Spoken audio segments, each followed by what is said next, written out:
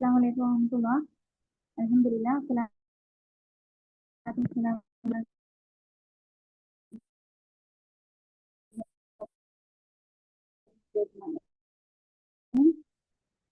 കൗമാരത്തിന്റെ ഉള്ളറകളിലേക്ക് എന്ന ഇതിലേക്ക് എല്ലാവരെയും സ്വാഗതം ചെയ്യണം.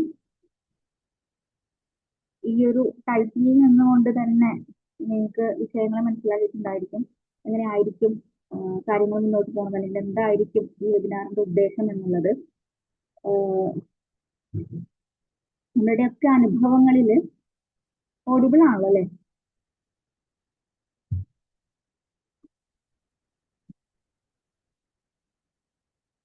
നമ്മളുടെയൊക്കെ അനുഭവങ്ങളിൽ ഒരുപാട് എന്താ പറയാ, നമ്മളുടെ കുടുംബങ്ങളിൽ, നമ്മളുടെ അയൽപക്കങ്ങളിൽ, നമ്മളുടെയൊക്കെ അറിവില് അല്ലെങ്കിൽ പത്ര മാധ്യമങ്ങളിലൂടെ ഒക്കെ തന്നെ വിഷയങ്ങൾ ഒരുപാട് നമ്മൾ കേട്ടുകൊണ്ടിരിക്കുന്നു.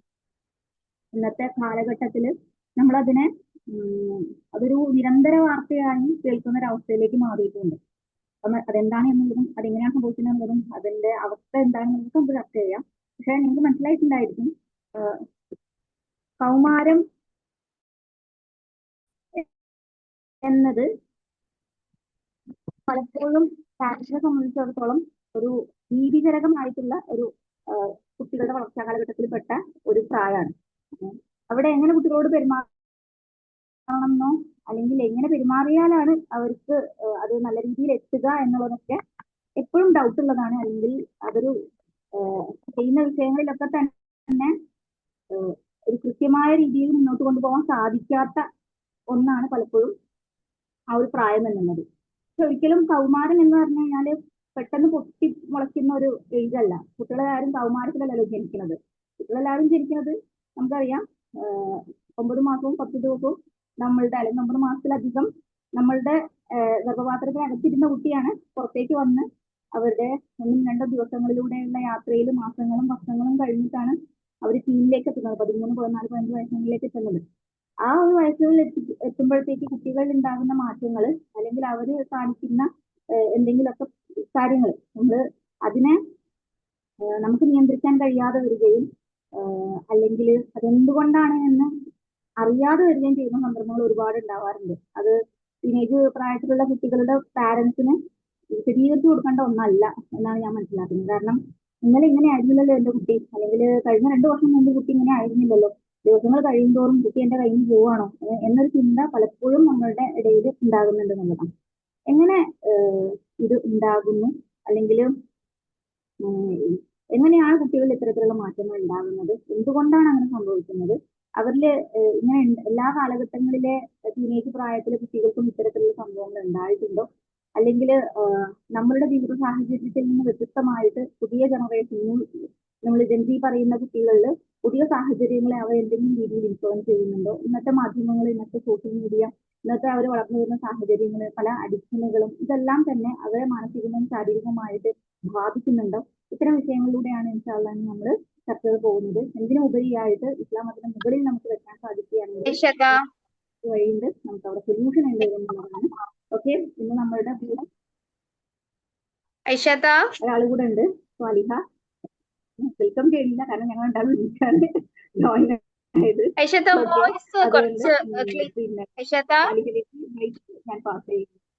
നിങ്ങൾ ഇതൊരു ഭയങ്കര എന്താ പറയാ, ഞങ്ങൾ മാത്രം പറയുന്ന ഒന്നായിട്ട് നിങ്ങൾ കേൾക്കണ്ട. അതിനുശേഷം നിങ്ങൾക്ക് പിന്നെ എന്തെങ്കിലും സംശയങ്ങളുണ്ടെങ്കിൽ പിന്നെ അവസരങ്ങൾ ഉണ്ടായിരിക്കും.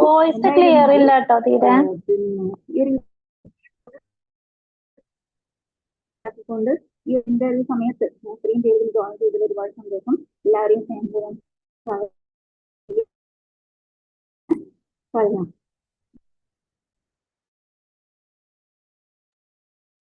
അസ്സലാമു വറഹ്മത്തുള്ളാഹി വബറകാത്ത്. കേൾക്കാലോ അല്ലെ? ഞാൻ എന്റെ വോയിസ് ക്ലിയർ ആണോ? ക്ലിയർ ഉണ്ട്. ഓക്കെ. ഐഷത്തിന്റെ കുറച്ചൊരു ക്ലാരിറ്റി കുറവുണ്ട് കേട്ടോ വോയിസിന്. അപ്പൊ ഒന്ന് അടുത്ത് സംസാരിക്കുമ്പോ ഒന്ന് ശ്രദ്ധിക്കണേ. നമ്മളിടയിൽ സംസാരിച്ചത് നോട്ട് ചെയ്ത് പറഞ്ഞപ്പോഴും ഐഷത്തേക്ക് കേൾക്കാൻ കഴിയുന്നുണ്ടായില്ല.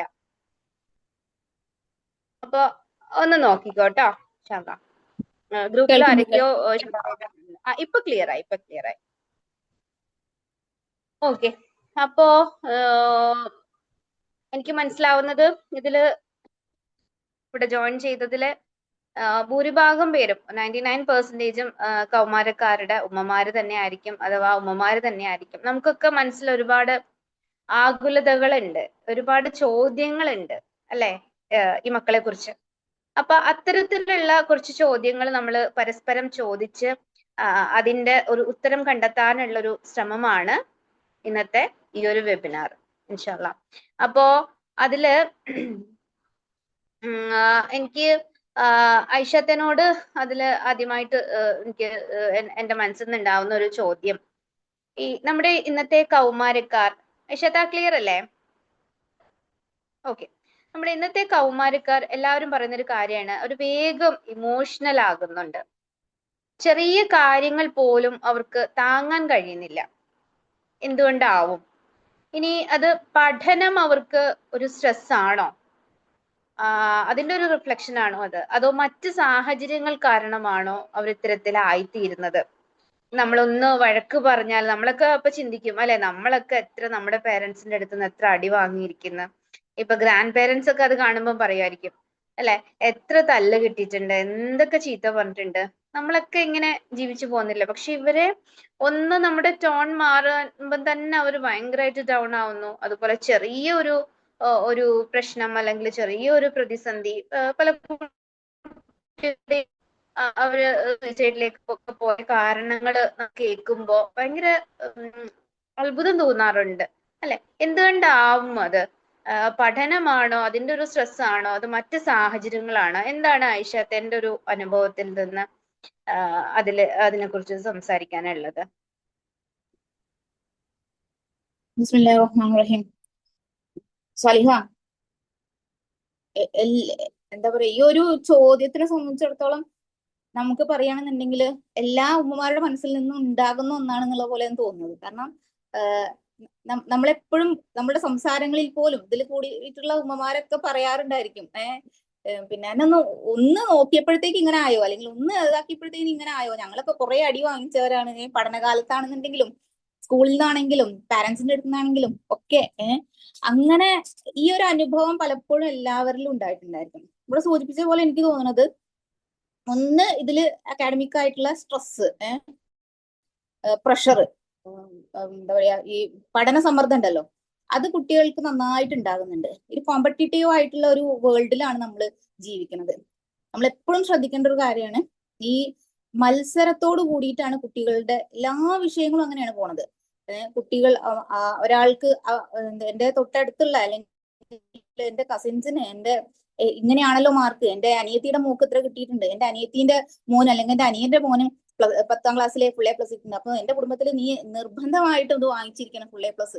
ഇങ്ങനെയുള്ള സമ്മർദ്ദങ്ങൾ, കുട്ടി ചിലപ്പോൾ അതിന് കാപ്പബിൾ ആയിരിക്കും, കുട്ടിക്ക് അതിന് ബുദ്ധി ഉണ്ടായിരിക്കും, കുട്ടി പഠിക്കുന്നുണ്ടായിരിക്കും, ഒക്കെ ഉണ്ടായിരിക്കാം. പക്ഷെ അതിൽ കൂടുതലായിട്ട് നമ്മളുടെ തലയ്ക്കകത്ത് ഒരു വല്ലാത്ത സ്ട്രെസ് കൊടുത്തു കഴിയുമ്പോൾ നമ്മളൊന്ന് ആലോചിച്ച് നോക്കിയാൽ മതി. അപ്പൊ നമ്മളുടെ വീട്ടിലേക്ക് കുറച്ച് ഗസ്റ്റ് വരുന്ന സമയത്ത് നമ്മൾ എല്ലാ സമയങ്ങളിലും എല്ലാ സ്പെഷ്യൽ ഒക്കേഷനിലും ഒക്കെ നമ്മൾ എന്ത് ചെയ്യാറുണ്ട്, ബിരിയാണി ഉണ്ടാക്കാറുണ്ട്. പക്ഷെ നമ്മളുടെ വീട്ടിലേക്ക് ഇത്ര ആൾക്കാർ വരുന്നുണ്ട് എന്ന് പറഞ്ഞിട്ട് നമ്മളോട് ഫുഡ് റെഡിയാക്കാൻ പറയുമ്പോൾ നമ്മൾ ഉണ്ടാകുന്ന ടെൻഷൻ എന്താണ്? നമുക്ക് അത് ടേസ്റ്റ് ഉണ്ടാവണം, എല്ലാവരും അതിന് ഓക്കെ പറയണം, ഇങ്ങനെ ടെൻഷൻ നമുക്ക് ഉണ്ടായിരിക്കും അല്ലെ. അപ്പൊ ഈ കുഞ്ഞു മക്കളിലേക്ക് 13, 14, 15 വയസ്സുള്ള കുട്ടികളിലേക്ക് നമ്മൾ ഓവറായിട്ട് പഠനത്തിന്റെ സ്ട്രെസ് കൊടുക്കുന്ന സമയത്ത് പിന്നെ കുട്ടികൾക്ക് അത് ഇങ്ങനെ അവിടെ കിടക്കും. സൈക്കോളജിക്കലി പറയുകയാണെന്നുണ്ടെങ്കിൽ അത് അവിടെ കിടക്കും എന്നുള്ളത്, അത് കാലങ്ങളോളം അവിടെ ഉണ്ടായിരിക്കും. അതിന്റെ റിഫ്ലക്ഷൻ ആയിരിക്കും പല രീതിയിൽ അത് പുറത്തേക്ക് കാണിക്കുന്നത്. ഇപ്പൊ ജെൻസി എന്ന് പറയുന്ന അല്ലെങ്കിൽ ന്യൂജൻ എന്ന് പറയുമ്പോൾ നമുക്കറിയാം എല്ലാം കൊണ്ടും അവര് ഭയങ്കര അടിപൊളിയാണ്. ഇപ്പൊ നമ്മൾ കണ്ടോണ്ടിരിക്കുകയല്ലേ ചന്ദ്രമന്ദിറിൽ എന്താണ് ഇവിടെ സംഭവിച്ചുകൊണ്ടിരിക്കുന്നത് എന്നുള്ളത് നമ്മളിങ്ങനെ കാണുകയാണ്. എന്താണ് കുട്ടികളുടെ പ്രതികരണങ്ങൾ എന്ന് നമ്മൾ അറിയണം. പക്ഷെ അതിന്റെ പിന്നിലേക്ക് നോക്കുമ്പോൾ എത്രയോ കുട്ടികൾ, എന്റെ അറിയാം 5 കുട്ടികളും ആണ്ടും അവിടെ സൂയിസൈഡ് ചെയ്തിട്ടുണ്ട്, ആത്മഹത്യ ചെയ്തിട്ടുണ്ട്. ഒരു പരാജയം നമ്മളിലേക്ക് വരുമ്പോൾ അല്ലെങ്കിൽ ഒരു പ്രശ്നം നമ്മളിലേക്ക് വരുമ്പോൾ അവിടെ കുട്ടികൾ എടുക്കുന്ന ആക്ഷൻ നമ്മൾ കാണുമ്പോൾ അത്ഭുതപ്പെട്ടു പോവുകയാണ്.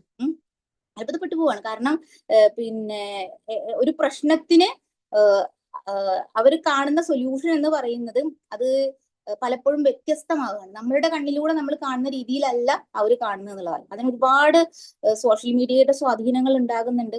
അതിലെ ആക്ഷൻസുകളും റിയാക്ഷൻസും ഒക്കെ അവരിലൂടെ കടന്നു പോകുമ്പോൾ പലതുമായിട്ട് മാറുന്നുണ്ട് എന്നുള്ളതാണ്.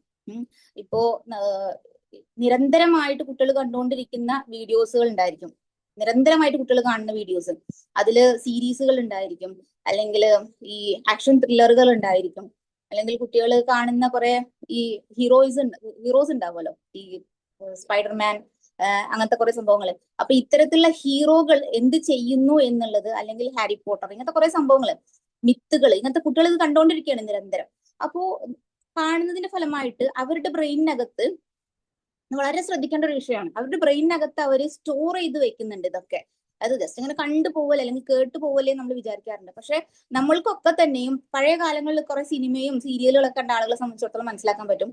അവർക്ക് പുതിയ സിറ്റുവേഷനിലകത്തേക്ക് ഫസ്റ്റ് അവരെ സജസ്റ്റ് ചെയ്യുന്നത്, അവരുടെ തലയ്ക്കകത്ത് നിന്ന് എടുത്ത് സജസ്റ്റ് ചെയ്യുന്നത് എന്തായിരിക്കും വെച്ചാൽ പണ്ട് കണ്ടുവച്ച കുറെ സാധനങ്ങളായിരിക്കും. അവിടെ നിന്നാണ് പ്രണയങ്ങൾ ഉണ്ടാകുന്നതും പിന്നെ ബ്രേക്കപ്പുകൾ ഉണ്ടാകുന്നതും ഒക്കെ തന്നെയും. അപ്പൊ കുട്ടികൾക്ക് ഇത്തരത്തിലുള്ള വീഡിയോസ് അവരെ വല്ലാതെ കാണുമ്പോൾ അവരുടെ ബ്രെയിനിനകത്ത് സ്റ്റോർ ചെയ്ത് വെച്ചിട്ടുള്ള കുറേ ഇൻഫോർമേഷൻസ് ഉണ്ടായിരിക്കും. അത് ലൈഫിൽ വരുന്ന ഒരു പ്രശ്നത്തിലേക്ക് അവരെടുത്ത് ഇടും എന്നുള്ളതാണ്. നമ്മൾ എന്തിനാ നീ ഇത്ര ചൂടാവുന്നത്, ഒരു ചെറിയൊരു കാര്യം പറഞ്ഞപ്പോഴേ എന്തിനാ നീ ഇത്ര ചൂടാവുന്നത് നമ്മൾ ചോദിക്കാറുണ്ട്. അപ്പൊ ഈ ചൂടാവൽ എന്ന് പറഞ്ഞു കഴിഞ്ഞാൽ കുട്ടിയുടെ വളർച്ചാ കാലഘട്ടത്തിൽ ഉണ്ടാകുന്ന ഹോർമോൺ ചേഞ്ചസ് ഉണ്ടായിരിക്കും കേട്ടോ. സ്വാഭാവികമായിട്ടും ഹോർമോൺ ചേഞ്ചസ് ഉണ്ടായിരിക്കും. പക്ഷെ അതിൽ വിപരീതമായിട്ടൊരു കുട്ടിക്ക് വല്ലാതായിട്ട്, ഇപ്പോ നമുക്കറിയാം ഫുട്ബോൾ ഫിഫ വേൾഡ് കപ്പ് കഴിഞ്ഞൊരു സമയമാണ്. നമ്മുടെ വീട്ടിലുള്ള കുറെ കുട്ടികൾ അവരുടെ പ്രതികരണങ്ങളും ഒച്ചപ്പാടുകളും ബഹളങ്ങളൊക്കെ നമ്മൾ കേട്ടതാണ് അല്ലെ. അപ്പോ ഒരു ടീം സ്പിരിറ്റ് ഉണ്ടാകാം, ഒരു ടീമിന്റെ കൂടെ നമുക്ക് നിൽക്കാം, അതൊക്കെ ഓക്കെയാണ്. പക്ഷെ അതിലുപരിയായിട്ട് നമ്മളുടെ കയ്യിൽ നിന്ന് പോകുന്ന ഒരു തലത്തിലേക്ക് വിഷയങ്ങൾ പോകുമ്പോഴാണ് നമുക്ക് പേടിക്കേണ്ടത്. ഓക്കെ, ഈ പലപ്പോഴും നമ്മൾ പറയാറുണ്ട് ഹോർമോൺ ചേഞ്ചസ് എന്നുള്ളത്.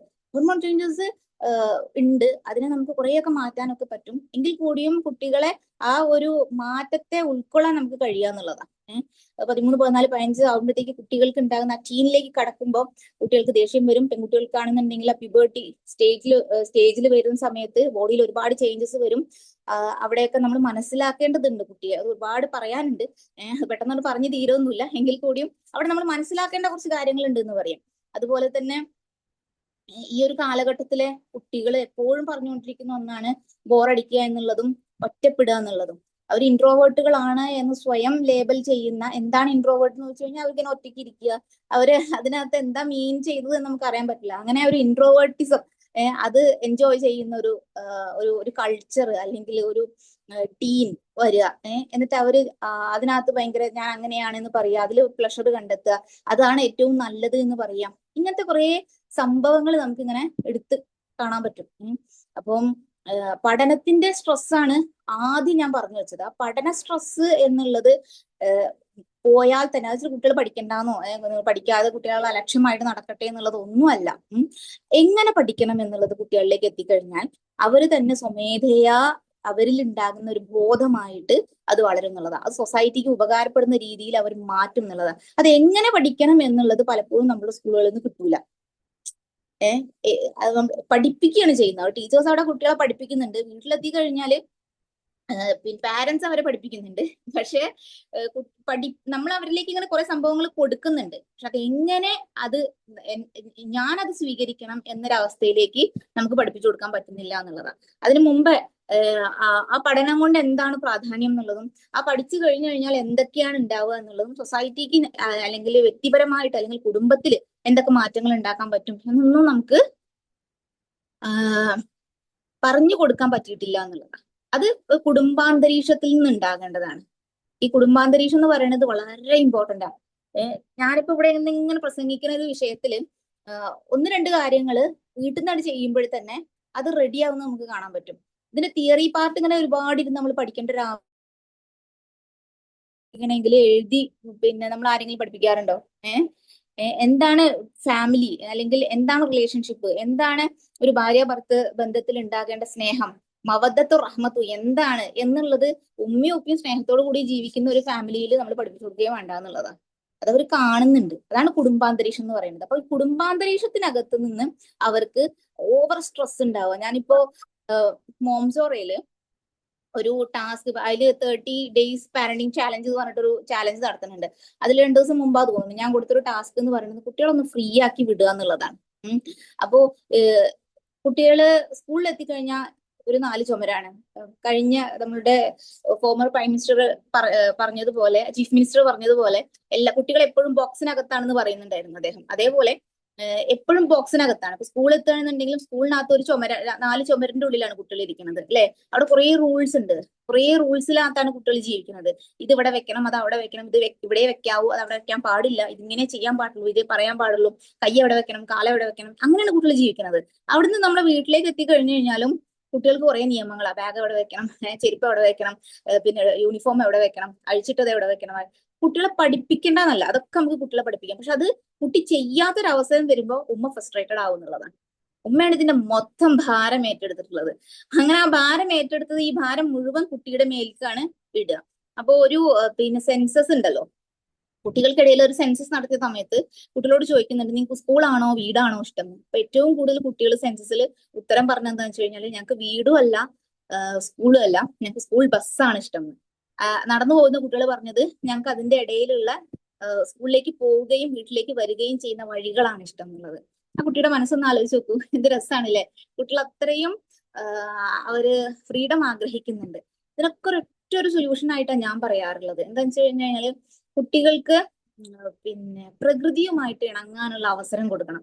അവര് അങ്ങനെ ആകുമ്പോ സ്വാഭാവികമായിട്ടും എന്താ പറയാ, ഈ നാച്ചുറൽ ആവുക എന്ന് പറയില്ലേ, നമ്മള് നേച്ചറുമായിട്ട് ഇടപഴകുക. ഏറ്റവും കൂടുതൽ അവർക്ക് അതിന് സാധിക്കുകയാണെന്നുണ്ടെന്നുണ്ടെങ്കിൽ ഇങ്ങനത്തെ ഇമോഷണൽ സ്ട്രെസ്സുകളും ഒക്കെ റിലീസ് ചെയ്ത് പോവാന് അവരെ സഹായിക്കും എന്നുള്ളതാണ്. അത് അവിടെ ഇനിയിപ്പോ ഇപ്പൊ നേരത്തെ നമ്മൾ പറഞ്ഞതുപോലെ പാരന്റ്സ് ഒന്ന് വഴക്ക് പറയുമ്പോഴത്തേക്ക് കുട്ടിക്ക് എന്തെങ്കിലും പ്രശ്നങ്ങൾ ഉണ്ടാവുക, അല്ലെങ്കിൽ കുട്ടി ആത്മഹത്യ വരെ ചെയ്യുന്ന അവസ്ഥകൾ നമുക്കറിയാം. അത്തരത്തിലുള്ള ന്യൂസുകൾ നമ്മൾ ഒരുപാട് കേൾക്കുന്നുണ്ട്. നമ്മുടെ വീട്ടിൽ തന്നെ പല രീതിയിലുള്ള അനുഭവങ്ങൾ ഉണ്ടാകാറുണ്ട്. പലപ്പോഴും കുട്ടികൾ ചെയ്യാറുള്ള ഒന്നാണ്, നമ്മളെ കാലത്തൊക്കെ ചെയ്യാറുള്ള ഒരു സംഭവമാണ്, റൂമിലേക്കാണ് കയറുക, ഡോർ എന്ന് വെച്ചുകൊണ്ട് അടയ്ക്കുക അല്ലെ. ആ ഒരു ദേഷ്യം നമ്മൾ അങ്ങോട്ട് കാണിക്കുക. അപ്പോ എന്നെ മനസ്സിലാക്കാൻ കഴിയാത്ത കുറെ ആളുകളുടെ കൂടെയാണല്ലോ ഞാൻ ജീവിക്കുന്നത്. ഞാൻ ഈ പറയുന്ന കാര്യങ്ങൾ എന്നെ മനസ്സിലാക്കുന്നില്ലല്ലോ എന്ന ഒരു പറയാതെ പറയുന്ന ഒന്നാണ് ആ ഡോറ് ടപ്പേന്ന് വെച്ച് അടയ്ക്കുന്നത്. ചിലപ്പോൾ പാത്രമൊക്കെ ഇങ്ങനെ അങ്ങോട്ട് എറിയുന്നൊരു അവസ്ഥയൊക്കെ ഉണ്ടാകുന്നത്. അപ്പം നമ്മളുടെ ഉള്ളിലുള്ള അല്ലെങ്കിൽ കുട്ടികളുടെ ഉള്ളിലുള്ള ഈ ഒരു സ്ട്രെസ് എന്ന് പറയുന്നത് ഇത് പല പല പല കാരണങ്ങൾ കൊണ്ടാണ് ഉണ്ടാകുന്നത്. പക്ഷെ അതിന് ചിലപ്പോ കുറെ വർഷങ്ങൾക്ക് മുമ്പ് ഞാൻ ചെറുതാണ് ആ സമയത്ത്, അല്ല ഞാൻ കുറെ വർഷങ്ങൾ മുമ്പാണ് പിന്നെ ഈ TV വീട്ടിൽ വെച്ചിട്ടുള്ള മലപ്പുറം ജില്ലയിലുള്ള ഒരു സംഭവമായിരുന്നു. TV ഉമ്മ ഒരുപാട് തവണ കണ്ടുകൊണ്ടിരുന്ന കുട്ടീനോട് ഉമ്മ പറയാണ് TV ഓഫ് ചെയ്യാൻ. അപ്പൊ എത്ര പറഞ്ഞിട്ട് അവൾ ഓഫ് ചെയ്യണില്ല. അങ്ങനെ ഉമ്മ പറഞ്ഞു, ഉമ്മ എന്ത് ചെയ്തു, ഉമ്മ പോയിട്ട് മെയിൻ പവർ ഉണ്ടല്ലോ, പവർ ഓഫ് ആക്കി, റിമോട്ട് അല്ലാതെ പവർ ഓഫ് ആക്കി. അവൾ അവിടെ റിമോട്ട് ഇട്ടിട്ട് റൂമിലേക്ക് പോയി. അപ്പൊ ഉമ്മ വിചാരിച്ച അവൾ റൂമിലേക്ക് പോയതാണ്. കുറെ സമയം കഴിഞ്ഞിട്ടും ഭക്ഷണം കഴിക്കാൻ വേണ്ടിയിട്ട് ഉമ്മ വിളിക്കുമ്പോ കുട്ടി താഴത്തേക്ക് ഇറങ്ങി വരുന്നില്ല, മുകളിലേക്കാ പോയിട്ടുള്ളത്. എത്ര വിളിച്ചിട്ടും കുട്ടി താഴത്തേക്ക് വരുന്നില്ല. അങ്ങനെ അന്വേഷിച്ചിട്ട് മുകളിലേക്ക് ചെല്ലുന്ന സമയത്ത് കുട്ടി അങ്ങനെ ആത്മഹത്യ ചെയ്തിരിക്കാൻ, കുട്ടി സൂയിസൈഡ് ചെയ്തിരിക്കുകയാണ് ആ സമയത്ത്. നമ്മൾ ആലോചിച്ച് നോക്കുക. അപ്പോ നമ്മൾ വിചാരിക്കും, ഞാൻ ചെറിയൊരു കാര്യം പറഞ്ഞപ്പോഴത്തേക്ക് കുട്ടി ഇങ്ങനെയാണല്ലോ റിയാക്ട് ചെയ്യുന്നത് എന്നുള്ളത്.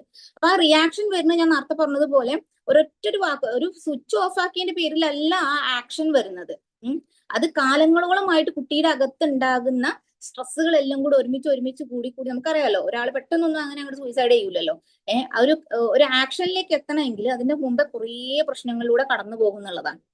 ഓക്കെ, അപ്പോ നമ്മൾ മനസ്സിലാക്കേണ്ടത്, നമ്മുടെ അടുത്ത് കുട്ടികൾക്ക് നിരന്തരമായിട്ട് വരുന്ന ചെറിയ ഇപ്പം ഉണ്ടല്ലോ, ചെറിയ ഓട്ടകൾ ഇട്ടിട്ടല്ലേ മെല്ലെ കുത്തി നോക്കിയാൽ മതി. ഒരു പിന്ന് വെച്ചിട്ട് ചെറിയൊരു ഓട്ടം ഉണ്ടാക്കിയാൽ മതി. ആ അവിടുന്ന് അപ്പുറത്തൊക്കെ ചെറിയ ഓട്ടം ഉണ്ടായി കഴിഞ്ഞാൽ പിന്നെ അത് വലിയൊരു ഹോളായിട്ട് മാറും അല്ലെ. ഇടുമ്പോ ഒരു പിന്നിന്റെ ഒരൊറ്റ കുത്തേ ഉണ്ടാവുള്ളൂ, അത് കാണുപോലും ഉണ്ടാവില്ല. പക്ഷെ നിരന്തരമായി അതിലേക്ക് കുത്തിക്കൊണ്ടേ ഇരിക്കുമ്പോൾ അവിടെ വലിയൊരു ഹോളായിട്ട് മാറും. അതെല്ലാ മനുഷ്യരും നമ്മളുടെ ഒക്കെ അവസ്ഥയാണത്.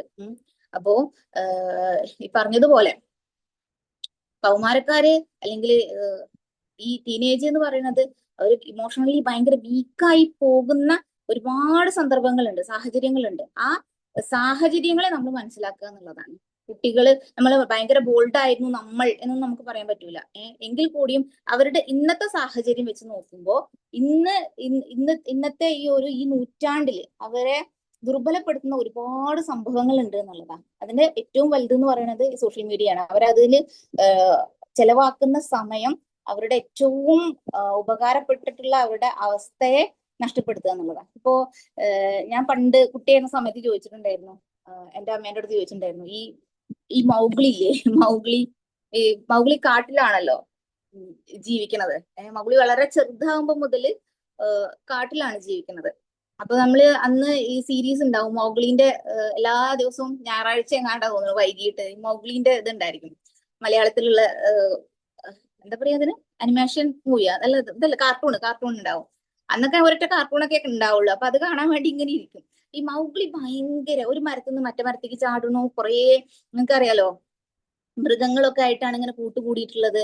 അപ്പൊ ഞാൻ അമ്മേനോട് ചോദിക്കണം, ഒരു മനുഷ്യന് അങ്ങനെ ആകാൻ പറ്റുമോ? ഒരു മനുഷ്യനാണല്ലോ മൗഗ്ലി. അപ്പൊ മൗഗ്ലി നമ്മളെ ഭയങ്കരമായിട്ട് സ്നേഹം തോന്നുകയാണ്. അപ്പോ ഒരു മനുഷ്യന് ഇങ്ങനെ ആകാൻ പറ്റുമോ? അപ്പൊ അമ്മ പറഞ്ഞൊരു ഉത്തരം എന്ന് വെച്ചാല്, നമ്മൾ ജീവിക്കുന്ന സാഹചര്യങ്ങളാണ് നമ്മളാക്കണത് എന്നുള്ളത്. നമ്മൾ ജീവിക്കുന്ന സാഹചര്യങ്ങളാണ് നമ്മളെ മാറ്റിയെടുക്കുന്നത് എന്നുള്ളത്. അപ്പൊ നമ്മളിങ്ങനെ ഭയങ്കരമായിട്ട് ടെമ്പർ ചെയ്തുകൊണ്ട് ഭയങ്കരമായിട്ട് എവിടെയും തട്ടല്ലേ എന്ന് വെച്ച് കൊണ്ടെടുക്കുമ്പോ ചില കുട്ടികളുണ്ടല്ലോ, പിന്നെ കുഞ്ഞു കുട്ടികൾ, അവർക്ക് വേഗം അലർജി ഉള്ള കുട്ടികൾക്ക് അലർജി ഉണ്ടായിരിക്കും, അതല്ല ഞാൻ പറയണത്. പക്ഷെ എവിടെയും തട്ടിക്കാതെ അങ്ങനെ കൊണ്ടെടുക്കുമ്പോ അവർക്ക് കാല് നിലത്ത് വെക്കുമ്പോഴത്തേക്കും എന്തെങ്കിലുമൊക്കെ ആവും. അങ്ങനെയൊക്കെ ഒരു പ്രശ്നങ്ങൾ ഉണ്ടായിരിക്കും. പക്ഷെ അതൊന്നും അല്ല, പ്രകൃതിയുമായിട്ട് ഇണങ്ങി ജീവിക്കുന്ന കുട്ടികളുണ്ടായിരിക്കും. അവർക്ക് അവിടെ തട്ടിയാലും ഇവിടെ തട്ടിയാലും മുറിവായാലും ഇതായാലും ഒന്നും ഒരു പ്രശ്നം ഉണ്ടാവില്ല. അങ്ങനത്തെ കുട്ടികളുണ്ടായിരിക്കും. അത് തന്നെയാണ് മൈൻഡിന്റെ അവസ്ഥയും. ഇടയ്ക്ക് ഇങ്ങനെ തട്ടലും പൊട്ടലും അവിടെ ഇവിടെയൊക്കെ തട്ടി അങ്ങോട്ട് പാകപ്പെടുന്ന ഒരു അവസ്ഥ ഉണ്ട്. ആ പാകപ്പെടുന്ന അവസ്ഥ ഇല്ലാതെ നമ്മൾ ഇങ്ങനെ ഭയങ്കരമായിട്ട് അവിടേക്ക് ഒന്നും തട്ടാതെ, അവിടേക്ക് ഒന്നും ഒരു പുറലും ഏൽക്കാതെ കൊണ്ട് കിടക്കുമ്പോൾ അവിടെ പ്രശ്നം ഉണ്ടായിരിക്കും. പിന്നെ അതിന് നമ്മൾ ഉണ്ടാക്കേണ്ടത് എന്ന് പറഞ്ഞു കഴിഞ്ഞാൽ ഫെയ്ത്ത് ആണ്. ആ ഫെയ്ത്തിൽ നിന്നാണ് അവർക്കത് ആ സ്ട്രോങ് ഉണ്ടാകേണ്ടത്. അവിടെ എന്ത് തന്നെ സംഭവിച്ചാലും ഫെയ്ത്തിൽ നമുക്ക് മുറുകെ പിടിക്കാൻ പറ്റണം. ഇസ്ലാമിന്റെ വശങ്ങൾ അതിന് വേറെ പിന്നെ ചർച്ച ചെയ്യാൻ തോന്നുന്നു അല്ലേ സ്വാലിഹ? ഇൻഷാ അല്ലാ. അതെ അതെ, ഇൻഷാല്ലാ. എന്നാലും അതിന്റെ കൂടെ തന്നെ ഐഷത്ത് പറഞ്ഞു, കുഴപ്പമില്ല. ഇനി ഒരു ചോദ്യം കൂടി ഇങ്ങനെ മനസ്സിൽ വരുന്നതേ, ഇപ്പൊ പഠനത്തിന്റെ കാര്യം പറഞ്ഞു ഐഷത്ത. അപ്പോ ഈ ജൻസി കുട്ടികള് ബാക്കി കാര്യങ്ങളെല്ലാം അവര് ഭയങ്കര ഫാസ്റ്റ് ആണെന്നാണല്ലോ. അവർക്കൊന്നും വെയിറ്റ് ചെയ്യാൻ കഴിയൂല, അവർക്കെല്ലാം ഇങ്ങനെ വേഗം വേഗം കിട്ടണം. പക്ഷെ അത് ഈ ഒരു ടൈമിന്റെ കാര്യത്തിലേക്ക് വരുമ്പോ, ടൈം മാനേജ്മെന്റിന്റെ കാര്യത്തിലേക്ക് വരുമ്പോ, ആ ഒരു ടൈമിന്റെ വാല്യൂ മനസ്സിലാക്കുന്നതില്, ആ ടൈമിന്റെ ഒരു പവർ മനസ്സിലാക്കുന്നതില് ഒക്കെ അവര് എവിടെയാണ് നിൽക്കുന്നത്? ആ ഒരു ഇസ്ലാമികമായിട്ട് ആ ഒരു സമയത്തെ അവര് മനസ്സിലാക്കാനുള്ള അവരുടെ ഒരു കപ്പാസിറ്റി, ആ ഒരു ലെവല് എങ്ങനെയാണ്? എന്തൊക്കെയാണ് അതിൽ ഇൻഫ്ലുവൻസ് ചെയ്യുന്നത്? എങ്ങനെ നമുക്ക് അവരെ ആ ഒരു ടൈം മാനേജ്മെന്റ് ഒരു ഇസ്ലാമിക് പെർസ്പെക്റ്റീവിൽ ഒക്കെ നമുക്ക് എങ്ങനെ എത്തിക്കാൻ സാധിക്കും എന്നൊന്ന് പറയാൻ പറ്റുമോ? ടൈം എനിക്ക് തോന്നിയിട്ടുള്ള എന്താന്ന് വെച്ച് കഴിഞ്ഞാല്, ഇപ്പൊ നമുക്കും ഒരു പിടുത്തം കിട്ടാത്തൊരു സംഭവമാണ് ടൈം എന്നുള്ളത്. ഞാന് ടൈം മാനേജ്മെന്റിന്റെ നമുക്ക് ഫസ്റ്റ് ലെവൽ 1 ലെവൽ 2 എന്നൊക്കെ പറഞ്ഞിട്ട് ഓരോരോ ക്ലാസ്സുകൾ ഉണ്ടാവുമല്ലോ. അപ്പോൾ ലെവൽ ഓരോന്ന് കഴിയുമ്പോഴാണ്, ലെവൽ 2 കഴിയുമ്പോഴാണ് ഇത് ഇങ്ങനെയാണോ, അല്ലെങ്കിൽ നമ്മൾ എവിടെ എത്തിയിട്ടില്ല. ടൈമിന് ശരിക്കും പറഞ്ഞു കഴിഞ്ഞാല് കുറെ നമുക്ക് അറിഞ്ഞിട്ടില്ലെങ്കിൽ കൂടിയും സാധാരണഗതിയിൽ നമുക്ക് എവിടെ എത്താൻ പറ്റിയിട്ടില്ല ടൈമിൽ എന്ന് നമുക്ക് തോന്നിപ്പോകും. അത്രയും രസകരമായിട്ട് പല ആളുകളും ടൈമിനെ ഉപയോഗപ്പെടുത്തുന്നതാണ്. നമ്മൾ പണ്ട് പറയാറുണ്ടല്ലോ, എന്താ പറയാ, ഇന്ത്യൻ പ്രധാനമന്ത്രിക്കും നമുക്കും 24 hours ആന്ന് പറയില്ലേ. അപ്പൊ അയാൾ എന്തൊക്കെയോ ചെയ്യണു, നമ്മളെപ്പോഴും 24 മണിക്കൂറിന്റെ ഉള്ളിൽ എന്താണ് ചെയ്യുന്നത് എന്നുള്ളതാണ്. അപ്പൊ ഓരോ മിനിറ്റുകളും അത്രയും ഉപയോഗപ്പെടുന്ന രീതിയിൽ ഒരാൾക്ക് കൊണ്ടുപോകാൻ പറ്റുന്ന രീതിയിൽ അയാളുടെ ജീവിതത്തെ ഷെഡ്യൂൾ ചെയ്യാം എന്നുള്ളതാണ്. അപ്പം കുട്ടികളെ സംബന്ധിച്ചിടത്തോളം എനിക്ക് തോന്നുന്നു, പിന്നെ എപ്പോഴും സമയമാണെങ്കിലും എന്താണെങ്കിലും നമ്മളുടെ അനുഭവങ്ങളിലൂടെയാണ് നമുക്കത് മനസ്സിലാക്കാൻ പറ്റുക, അല്ലെ? സമയം പ്രത്യേകിച്ചും അനുഭവത്തിൽ നിന്നാണ് നമുക്ക് മനസ്സിലാക്കാൻ പറ്റുക. അപ്പൊ ഞാനിവിടെ പിന്നെ ആദ്യം കുട്ടികൾ ചെറിയ കുട്ടികളാവുമ്പോൾ നമ്മള് സ്കൂളിലേക്ക് പോണ സമയത്ത് അയൺ, നമ്മളെല്ലാവരുടെ ലൈഫിലുള്ള സംഭവമായിരിക്കും, അയൺ ചെയ്തു കൊടുക്കുമായിരുന്നു യൂണിഫോം. അപ്പൊ കുറച്ചുകൂടെ വലുതായി കഴിഞ്ഞപ്പോ ഞാൻ അയൺ ചെയ്യൽ മെല്ലെ സ്കിപ്പ് ചെയ്തു. അയൺ ചെയ്യൽ എന്റെ പണിയല്ല എന്നുള്ള രീതിയിൽ ഞാനത് ഒഴിവാക്കി. അപ്പൊ ഈ കുളിച്ച് യൂണിഫോം ഇട്ട് പുസ്തകം എടുത്ത് പോണതിന്റെ ഉള്ളില് അവർക്ക് എന്ത് ചെയ്തു, അയൺ ചെയ്യാന്നുള്ളൊരു പണിയും കൂടെ ആഡ് ചെയ്യേണ്ടി വന്നു. അപ്പൊ അവരെന്ത് ചെയ്യും, അവർ തന്നെ ആ ടൈമിനെ ഷെഡ്യൂൾ ചെയ്യും. ഓക്കെ, ഇപ്പം വളരെ കുഞ്ഞു കുട്ടികളാണെന്നുണ്ടെങ്കിൽ നമ്മൾ പ്ലേറ്റ് എടുത്തിട്ട് കുട്ടികൾക്ക് കൊടുക്കും, അല്ലെ? അപ്പൊ ആ പ്ലേറ്റ് പിന്നെ എടുത്തു കൊടുക്കാതെ ആവുമ്പോൾ അവരെ പ്ലേറ്റ് എടുക്കുക എന്നുള്ളത് അവരുടെ സമയത്തിന്റെ ഉള്ളിൽ അവർ ആഡ് ചെയ്യും. ഒരു 7 മണിക്ക് എണീക്കുന്ന 7 മണി മുതൽ 7:30 വരെയാണ് ഒരു കുട്ടി റെഡി ആവാൻ വേണ്ടി സമയം എടുക്കണമെന്നുണ്ടെങ്കിൽ അതിൻ്റെ ഉള്ളിൽ കുളിക്കലും ഡ്രസ്സ് മാറ്റലും ഒരു പിന്നെ എന്താ പറയാ ബാഗ് എടുത്ത് ഭക്ഷണവും കഴിച്ച് പോണ ഒരു സമയമായിരിക്കും അവർക്ക് ഉണ്ടാവുക. അപ്പൊ അതിന്റെ ഉള്ളിൽ ഈ പറഞ്ഞ പോലെ അയൺ ചെയ്യുന്ന നമ്മൾ ചെയ്തു കൊടുത്തിട്ടില്ലെങ്കിൽ അവർ അതിന്റെ ഉള്ളിൽ അത് ഉൾപ്പെടുത്തേണ്ടി വരും. അങ്ങനെ നമുക്ക് എന്ത് ചെയ്യാന്ന് വെച്ചാൽ കുട്ടിക്ക് സമയം ഈ അരമണിക്കൂറിനെ പലതും ആക്കിയിട്ട് ഷൂ പോളിഷ് ചെയ്ത് കൊടുത്ത ആളുകൾ എന്ത് ചെയ്യും, നമ്മൾ പിന്നെ ഷൂ പോളിഷ് ചെയ്ത് കൊടുക്കൂല. അപ്പൊ അവർ ഈ സമയത്തിന് ഈ അരമണിക്കൂറിന്റെ ഉള്ളിൽ പോളിഷ് ചെയ്യാന്നുള്ളതും കൂടെ അവർ അതിന്റെ ഉള്ളിൽ ആഡ് ചെയ്യും. അങ്ങനെ നമുക്ക് എന്ത് ചെയ്യാൻ പറ്റും, സമയം എന്നുള്ളത് ഒരു അനുഭവമാക്കി കൊടുക്കാൻ പറ്റും കുട്ടികൾക്ക്. അല്ലാതെ നമ്മളുണ്ടല്ലോ എല്ലാതും ചെയ്തു കൊടുക്കുന്ന പാരന്റ്സ് ഉണ്ട്. ഇപ്പോഴും 10ാം ക്ലാസ്സിലും പ്ലസിലൊക്കെ പഠിക്കുന്ന കുട്ടികൾക്ക് ഇപ്പോഴും അയൺ ചെയ്ത് കൊടുക്കുകയും ബ്രേക്ക്ഫാസ്റ്റ് അല്ലെങ്കിൽ ഡിന്നർ അല്ല എന്താ ലഞ്ച് ബോക്സ് ഒക്കെ റെഡിയാക്കി കൊടുക്കുന്ന ആളുകളാണ് നമ്മൾ, അല്ലെ? എല്ലാവരും അങ്ങനെ തന്നെയല്ലേ? നമുക്കതൊരു ഭയങ്കര ആത്മസംതൃപ്തിയാണ്. അത് ചെയ്യണം എന്നുള്ളതാണ് നമ്മളുടെ ഒരു ഇത്. കുട്ടികളുടെ ടൈം ടേബിള്, ബുക്ക്, സംഭവങ്ങൾ ഇതൊക്കെ നമ്മൾ അതിന്റെ ഒരു ഭാഗമാവുക. അപ്പൊ അതിന്ന് മെല്ലെ മെല്ലെ നമ്മൾ ഒഴിയാന്നുള്ളതാണ്. അങ്ങനെ ഒഴിയുമ്പോൾ കുട്ടിക്ക് അവിടെ സമയത്തിന് ഫില്ല് ചെയ്യാൻ പറ്റും. അല്ലെങ്കിൽ അത് ഉമ്മ എടുക്കേണ്ട പണിയാണെന്ന് പറഞ്ഞിട്ട് അവിടെ സ്റ്റോർ ചെയ്ത് വെച്ച് കഴിഞ്ഞാല് അവനത് അവന്റെ പണിയല്ല എന്നുള്ളത് ചിന്തിച്ചു പോകും. എന്തെങ്കിലും ഒരു ദിവസം നമ്മളിപ്പോ ഈ എന്താ പറയാ ഈ ഹോസ്റ്റലിലൊക്കെ താമസിക്കുന്ന കുട്ടികൾ കണ്ടില്ലേ, അതാണ് അവർ നമ്മള് ഹോസ്റ്റലിൽ 2 കൊല്ലൊക്കെ അവിടെ കൊണ്ടുപോയിടണം എന്നാ ശരിയാകും എന്നൊക്കെ പറയും നമ്മൾ, അല്ലെ? അതിന് കാരണം എന്താണെന്ന് വെച്ച് കഴിഞ്ഞാല് പക്ക കുട്ടിക്ക് ടൈം എന്താണെന്ന് പിടുത്തം കിട്ടും എന്നുള്ളതാ. അപ്പൊ ടൈം അനുഭവമാക്കി കൊടുക്കുക എന്നുള്ളതാണ് ആദ്യം ഒരു പാരന്റ് ചെയ്യേണ്ടത്. ഇൻഷാ അല്ലാ. അപ്പോ പിന്നെ എന്താ പറയാ, ഒരു വില മതിക്കുന്ന ഒന്നാണ് ടൈം എന്ന് തോന്നുന്നൊരവസ്ഥയിലേക്ക് എത്തുക എന്നുള്ളതും. പലപ്പോഴും നമ്മൾ കണ്ടിട്ടുണ്ടല്ലോ, കുട്ടികൾക്ക് സമയം എന്താന്ന് അറിയില്ല. നമ്മൾ കുട്ടികളാകുമ്പോൾ സമയം പഠിപ്പിക്കുമ്പോൾ നമ്മള് കുട്ടികൾ സമയം പറയുന്നത് കണ്ടിട്ടില്ലേ, 7:06 എന്നൊക്കെ പറയും. 7:06 ഒന്നും പറയണ്ട, 7:05 പറഞ്ഞത്, അല്ലെങ്കിൽ 7:10 ഇതുള്ളൂ നമുക്ക്. 7:06 പറയുന്ന കുട്ടിയെ നമ്മൾ തിരുത്തുകയാണ്. 7:06 അല്ല, 7:05 പറഞ്ഞാൽ 7:05 പറഞ്ഞാൽ മതി. ഉമ്മ പറഞ്ഞു ശരി 7:10 ആയാൽ മതി, അങ്ങനെ പറയും നമ്മള്. അതല്ല, 7:06 എന്ന് പറഞ്ഞാൽ 7:05 കഴിഞ്ഞിട്ട് 1 മിനിറ്റ് കഴിഞ്ഞിട്ടുണ്ട്. ആ മിനിറ്റ് വാല്യൂ ഉള്ളതാണ് എന്നുള്ളത് കുട്ടിക്ക് മനസ്സിലാകണം. ആ ഒരു അവസ്ഥയിലേക്ക്, അല്ലെങ്കിൽ എവിടെയും സമയത്തിന് ഇപ്പൊ നമ്മളെപ്പോഴും കുട്ടിക്ക് കാണിച്ചു കൊടുക്കുക എന്താന്ന് വെച്ച് കഴിഞ്ഞാല് സമയത്തിന്റെ പിന്നാലെ ഓടലാണ്. സമയത്തിന് പിന്നാലെയാണ് നമ്മൾ ഓടാറുള്ളത്. പക്ഷെ അങ്ങനെയല്ലാതെ സമയത്തിന്റെ കൂടെ ഓടുന്ന ഒരവസ്ഥ ഉണ്ട്. First level of time management ആണ്. പിന്നെ സമയം നമ്മളെ പിന്നാലെ വരുന്ന ഒരവസ്ഥ ഉണ്ട്, അതൊരു സെക്കൻഡ് ലെവൽ മാനേജ്മെന്റ് ആണ്, ടൈം മാനേജ്മെന്റ് ആണ്.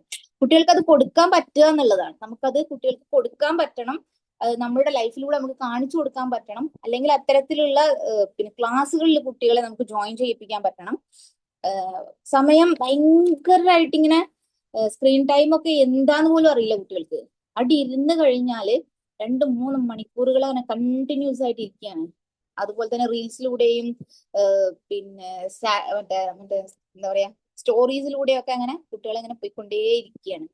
അതൊരു പ്രശ്നമായിട്ടേ അവർക്ക് തോന്നുന്നില്ല. കാരണം വീടിനകത്ത് സമയം എന്നുള്ളൊരു സംഭവം ഉണ്ടാവണം. നേരത്തെ പറഞ്ഞ പോലെ നമ്മളുടെ കുടുംബാന്തരീക്ഷം എന്നുള്ളത് കൃത്യമായ, നമ്മൾക്ക് എല്ലാത്തിലും ഇസ്ലാമിൽ കണ്ടില്ലേ വളരെ കൃത്യമാണ്. ഞാൻ കുട്ടികളോട് നാളിങ്ങനെ പറഞ്ഞിട്ടുണ്ടായിരുന്നു, എന്തോ പറഞ്ഞപ്പോ ചെറിയ മോളെന്തോ ചോദിച്ച സമയത്തൊക്കെ ബാങ്ക് എന്ന് പറഞ്ഞാല് അതിനൊരു കൃത്യസമയമുണ്ട്. 12:36 ആണെങ്കിൽ 36-നെ ബാങ്ക് കൊടുക്കുള്ളൂ, അല്ലെ?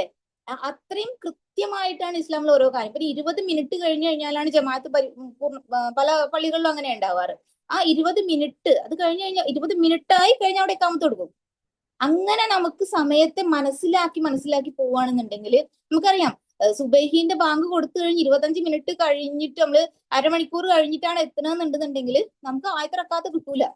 അങ്ങനെ ഓരോ വിഷയങ്ങളിലും കുട്ടികൾക്ക് എന്താണ് ടൈം എന്ന് എത്തിക്കാത്ത പക്ഷം നമുക്ക് ഒരിക്കലും അവരെ ചീത്ത വിളിച്ചിട്ടോ ആക്കിയിട്ടോ ഒന്നും ഒരു കാര്യമില്ല എന്നുള്ളതാണ്.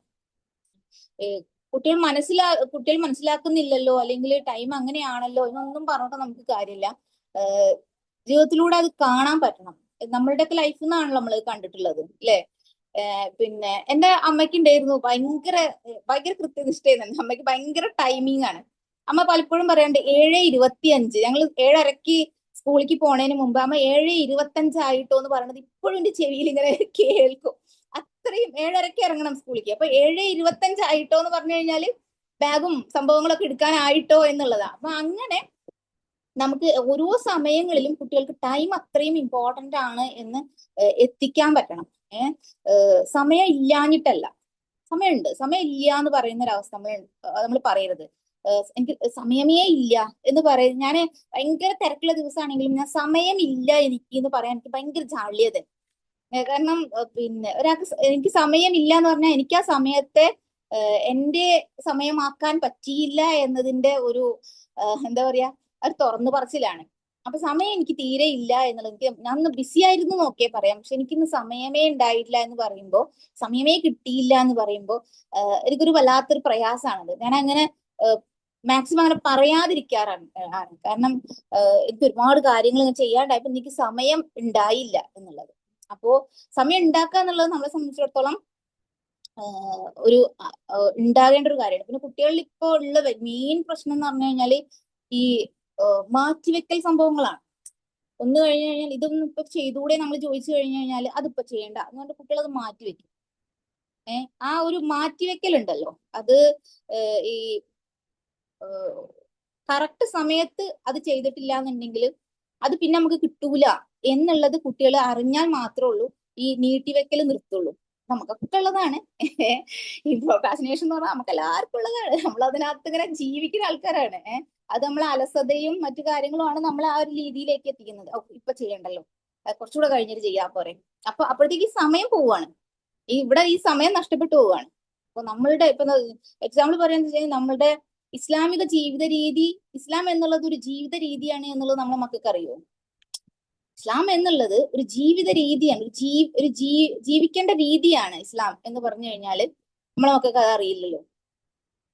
സമയത്തിന്റെ കൂടെ പോകേണ്ട ഒരു ചിട്ടയായ ക്രമമുള്ള ഒന്നാണ് ഇസ്ലാം എന്ന് പറഞ്ഞു കഴിഞ്ഞാൽ അവരെ സംബന്ധിച്ചിടത്തോളം നിസ്കരിക്കണു, സമയമായ അത് ചെയ്യണു, ഇത് ചെയ്യണു, ഇതേ ഉള്ളൂ. പക്ഷെ എന്റെ കൂടെ നടക്കേണ്ട ഒന്നാണ് ഇസ്ലാം എന്ന് നമ്മൾ തിരിച്ചറിയുമ്പോൾ ഒരുപാട് സമയത്ത് നമുക്ക് മനസ്സിലാക്കാൻ സാധിക്കും എന്നാണ് തോന്നുന്നത്. ഇൻഷാ അല്ലാഹ് ചെയ്യേണ്ട എന്താന്ന് വെച്ച് കഴിഞ്ഞാല് നമ്മളിപ്പോ കുറെ ടൈം മാനേജ്മെന്റ് എന്നൊക്കെ കേൾക്കുന്ന കുറെ കാലം കഴിഞ്ഞിട്ടായിരിക്കും. അല്ലെങ്കിൽ ഇപ്പോഴും പിന്നെ ടൈമിനെ എനിക്ക് കൊണ്ടെടുക്കാൻ പറ്റിയിട്ടില്ല എന്ന് പറയുന്ന ആളുകളൊക്കെ ഉണ്ടാവാറുണ്ട്, എന്താ ചെയ്യേണ്ടതെന്ന് അറിയില്ല എന്നുള്ളതൊക്കെ. അപ്പോ ചെറുപ്പത്തിൽ തന്നെ കുട്ടികൾക്ക് അതിന്റെ വാല്യൂ എന്താണെന്ന് മനസ്സിലാക്കി കൊടുക്കുക. ചെറുപ്പത്തിൽ തന്നെ അവർക്ക് അത് കിട്ടാനുള്ള വല്ല വഴിയുണ്ട് എന്നുണ്ടെങ്കിൽ അത്തരത്തിലുള്ള പുസ്തകങ്ങളോ അത്തരത്തിലുള്ള ക്ലാസ്സുകളോ കോഴ്സുകളോ വർക്ക്ഷോപ്പുകളോ എന്തെങ്കിലും ഉണ്ടെന്നുണ്ടെങ്കിൽ അത് നമ്മൾ ജോയിൻ ചെയ്യിപ്പിക്കുക. അതിൽ ഭയങ്കര ബെനിഫിറ്റ് ആയിരിക്കും അവർക്ക്. കാരണം പിന്നെ കാലങ്ങൾക്ക് ഇനി കുറെ നമ്മൾ ചെറുപ്പത്തിൽ കേട്ട, എന്നെ ചെറുപ്പത്തിൽ കേട്ട പേഴ്സണാലിറ്റി ഡെവലപ്മെന്റ് 10ാം ക്ലാസ്സിൽ പഠിക്കുമ്പോൾ പേഴ്സണാലിറ്റി ഡെവലപ്മെന്റ് ഒരു ക്ലാസ് ഉണ്ടായിരുന്നു. അന്ന് അതിൽ ജോയിൻ ചെയ്തപ്പോൾ കിട്ടിയ കുറേ സാധനങ്ങൾ ഇപ്പോഴും ഞാനിങ്ങനെ കൊണ്ടു നടക്കുന്നുണ്ട്. നമ്മുടെ കയ്യിൽ അത് ഉണ്ടാവും എന്നുള്ളതാണ്. കുട്ടികളാകുമ്പോൾ നമ്മളത് കൊടുക്കേണ്ടത് 10-35 വയസ്സാവട്ടെ എന്നിട്ട് കൊടുക്കാമെന്ന് വിചാരിച്ചു കഴിഞ്ഞാൽ ഒരു കാര്യമില്ല. നമ്മൾ കുറേ ജീവിച്ച് കുറേ പരാജയങ്ങളിലൂടെയൊക്കെ പോയി എന്താ പറയാ തോറ്റ് നമ്മളാകെ പത്തി മടക്കുന്ന സമയത്ത് എന്നാ ഒരു ക്ലാസ്സിന് പോകാം എന്ന് വിചാരിച്ചിട്ട് ഒരു കാര്യമില്ല. അതിന് മുമ്പ് നമ്മൾ ഷെഡ്യൂൾ ചെയ്യാൻ നമുക്ക് പറ്റുകയാണെന്നുണ്ടെന്നുണ്ടെങ്കിൽ അതാണ് ഏറ്റവും നല്ലത്. അപ്പോ നമുക്ക് കിട്ടാത്തത് ഉണ്ടെന്നുണ്ടെങ്കിൽ നമ്മളെ കുട്ടികൾക്ക് കൊടുക്കുക. നമുക്ക് അഫോർഡബിൾ ആണെങ്കിൽ, നമുക്കത് പറ്റുന്നുണ്ടെങ്കിൽ, കുട്ടികൾക്ക് അതിനുള്ള കാര്യങ്ങൾ ഉണ്ടെന്നുണ്ടെങ്കിൽ നമുക്ക് എന്ത് ചെയ്യാം, അത് കൊടുക്കുക എന്നുള്ളത് തന്നെയാണ് ഇൻഷാ അല്ലാഹ്. ഓക്കെ, അപ്പൊ ആ ഒരു നമ്മള് ചെറുതിലെ തൊട്ടേ ആ ഒരു ചെറിയ പ്രായത്തില് തൊട്ടേ കൊടുത്ത് അവിടെ അതിനോടൊപ്പം തന്നെ ആ ഒരു ഇസ്ലാമിനെയും കൂടി, ഇസ്ലാം ഒരു ജീവിത രീതിയാണെന്ന് ഐഷത്ത് പറഞ്ഞല്ലോ, ആ ഒരു ജീവിത രീതിയായിട്ട് തന്നെ ചെറുപ്പം മുതലേ പഠിപ്പിക്കേണ്ടതിന്റെ ഒരു ആവശ്യകത, അതും കൂടി ഒന്നൊരു ചെറിയ സമയത്തിനുള്ളിൽ പറയാൻ സാധിക്കോ, അതിന്റെ ഒരു ഇമ്പോർട്ടൻസ്?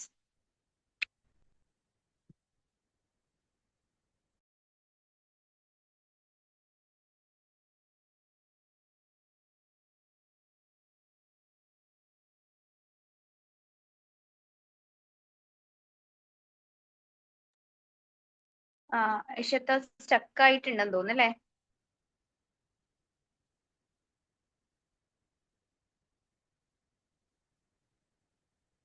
ഐഷത്ത,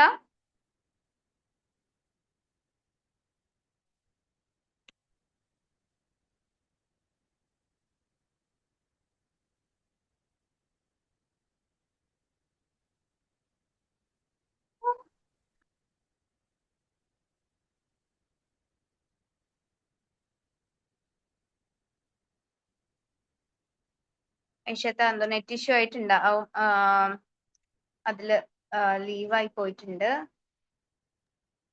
ഇപ്പൊ ജോയിൻ ചെയ്യായിരിക്കും ഇൻഷാ അല്ലാഹ്.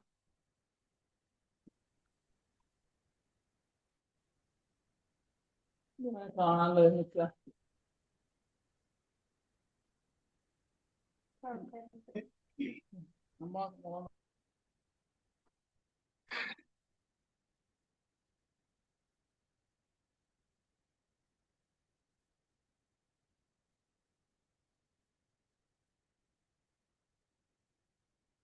ടൈം മാനേജ്മെന്റിന്റെ ഒരു ഇമ്പോർട്ടൻസ്, അതെങ്ങനെ ഈ ഒരു ജെൻസിയിലേക്ക് നമുക്ക് എത്തിക്കാം എന്നതിന്റെ ഒരു ഇൻട്രോ പാർട്ടാണ് ഐഷത്ത പറഞ്ഞു വെച്ചത്.